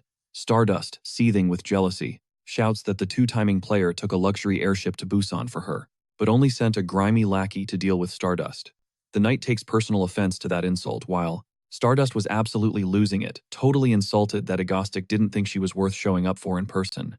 Watching from the sidelines, Kim couldn't believe his eyes. She just triggered an awakening out of nowhere. With a full-blown psycho grin, Stardust screamed that a mere lackey wasn't enough to stop her rampage. Rewind a couple of hours, Kim sat Desic down and gave him strict orders to nerf his own power levels during the fight. The plan: put on a show for a bit, then take a dive and fake a dramatic loss to escape. Desic wasn't exactly thrilled about the idea of getting bodied by a regular human. His knightly pride was screaming no way, so Kim had to flash the control ring to remind him who was actually in charge. That little threat did the trick. Desic caved, realizing that losing on purpose was actually going to be a piece of cake. Back in real time, Desic realized Stardust wasn't playing games. She was coming at him with lethal intent, so he braced for impact. He taunted her to take the first shot. Kim started sweating bullets, worried Desic might accidentally go beast mode and ruin the script. But Stardust was faster than lightning. Desic blinked, and before he knew it, he just got absolutely speed blitzed. The impact was devastating. Stardust lowered her guard, knowing there was zero chance her opponent was getting back up after that hit. As Desic's body began to fade away, he made sure to drop a dramatic villain line about how this wasn't over. He flexed his immortality, warning her to stay ready because next time he would not be taking the loss. Internally, Desic was high-fiving himself for nailing the performance, while Stardust just stood there looking totally crushed. She was heartbroken she didn't get to see her beloved Mangastic. Later that night, Kim hopped onto the official fan cafe website. He lurked specifically in the subgroup run by a user named Stardust, seeing she had just uploaded the fight clip. Dying to see the public reaction, he scrolled down, but his face went stone cold when he saw a random troll roasting Stardust. The comment claimed she only unlocked her powers because she got rejected by Igostic. Kim didn't even care about the enemy analysis. Weirdly enough, the user Stardust replied to the thread confirming that, yeah, the rejection was exactly why she powered up. Kim thought that was total nonsense, so he instant blocked the troll and decided to DM the admin. He sent a stern warning to this Stardust user, telling them to stop impersonating the hero or else face the ban hammer. It got him thinking though. Why did she actually awaken Knight Desic? Wasn't exactly pushing her. Desic spent most of the fight sandbagging. It didn't make sense for her to level up when she wasn't even pushed to her absolute limit. Whatever. His train of thought got derailed by his phone buzzing. It was Seol A on the line. She was nagging him about why he sent a sub instead of going himself, but Kim's mind drifted back to the comments section. Fans were saying the Easemango ship was way better than the Ghost Star ship, and honestly Seol A was loving the clout. She reminded him they had a date a meeting set for tomorrow, then hung up. Seol A couldn't hide her grin. She was living for the positive audience reaction to their pairing. It confirmed that Igostic was the perfect man to stand by her side. Meanwhile, poor Haru cried herself to sleep. She was devastated she missed her chance with Igostic. Fast forward to the next day at Yunseon Corporation. Inside a high-rise Seoul office, Igostic rolled in right on time and casually tossed an object at Seol A. She snagged it out of the air effortlessly. Igostic told her that was the final data drop to help with her mission. From here on out, she was on her own. Seol A accepted the challenge, but she couldn't help but wonder, where on earth does he get this intel? It was stuff even the mighty Yunseon Corporation couldn't dig up. And they were the #1 company in South Korea. Igostic warned her that knowing his sources might actually get her killed. She totally ignored the warning, slid into the seat next to him, and boldly asked if she could crash at his place later. She claimed it was to build trust, but let's be real. Unfortunately for her Riz attempts, Igostic hit her with a hard nope. Frustrated, she pivoted and begged him to at least drop his real name. She said calling him by his villain handle was super cringe, but Igostic couldn't care less. Plan C. She asked him to take off the mask. Igostic hesitated, which made Seol A little salty. She thought he was scared of betrayal, but inside Igostic's head he was thinking about the original plot. He knew for a fact Seol A was ride or die loyal to her people. Revealing his identity wouldn't actually be a risk. The real problem: she is besties with Stardust. That was the wild card that made him hesitate. Seol A took his silence as a rejection and asked what his next move was. Truth is, Igostic was still figuring that part out. Seol A reads him like a book. He has zero strategy. He finally caves and admits he's taking a gap year to recharge and prep for the chaos waiting down the line. That news hits her hard. She is low-key shook that he plans to stay on the sidelines for such a long stretch. Igostic dips, ordering her to keep close tabs on Stardust. But then he pulls a sudden U-turn just to drop a bombshell. His real name is Kim. He grants her permission to use it, but only behind closed doors. When he vanishes again, she stays cool in the dead silence of her office. But don't let the poker face fool you. She is absolutely beaming, buzzing with the thrill of finally knowing Agostic's true identity. She grabs her phone to get back to the grind. Meanwhile, Haru's phone lights up. It's a call from Seoul. She wants to link up and just chill for a bit. And get this, she's already touching down in Seoul, so she's practically next door. Haru isn't exactly jumping for joy though. He's got a knot in his stomach. Something about this feels seriously sketchy.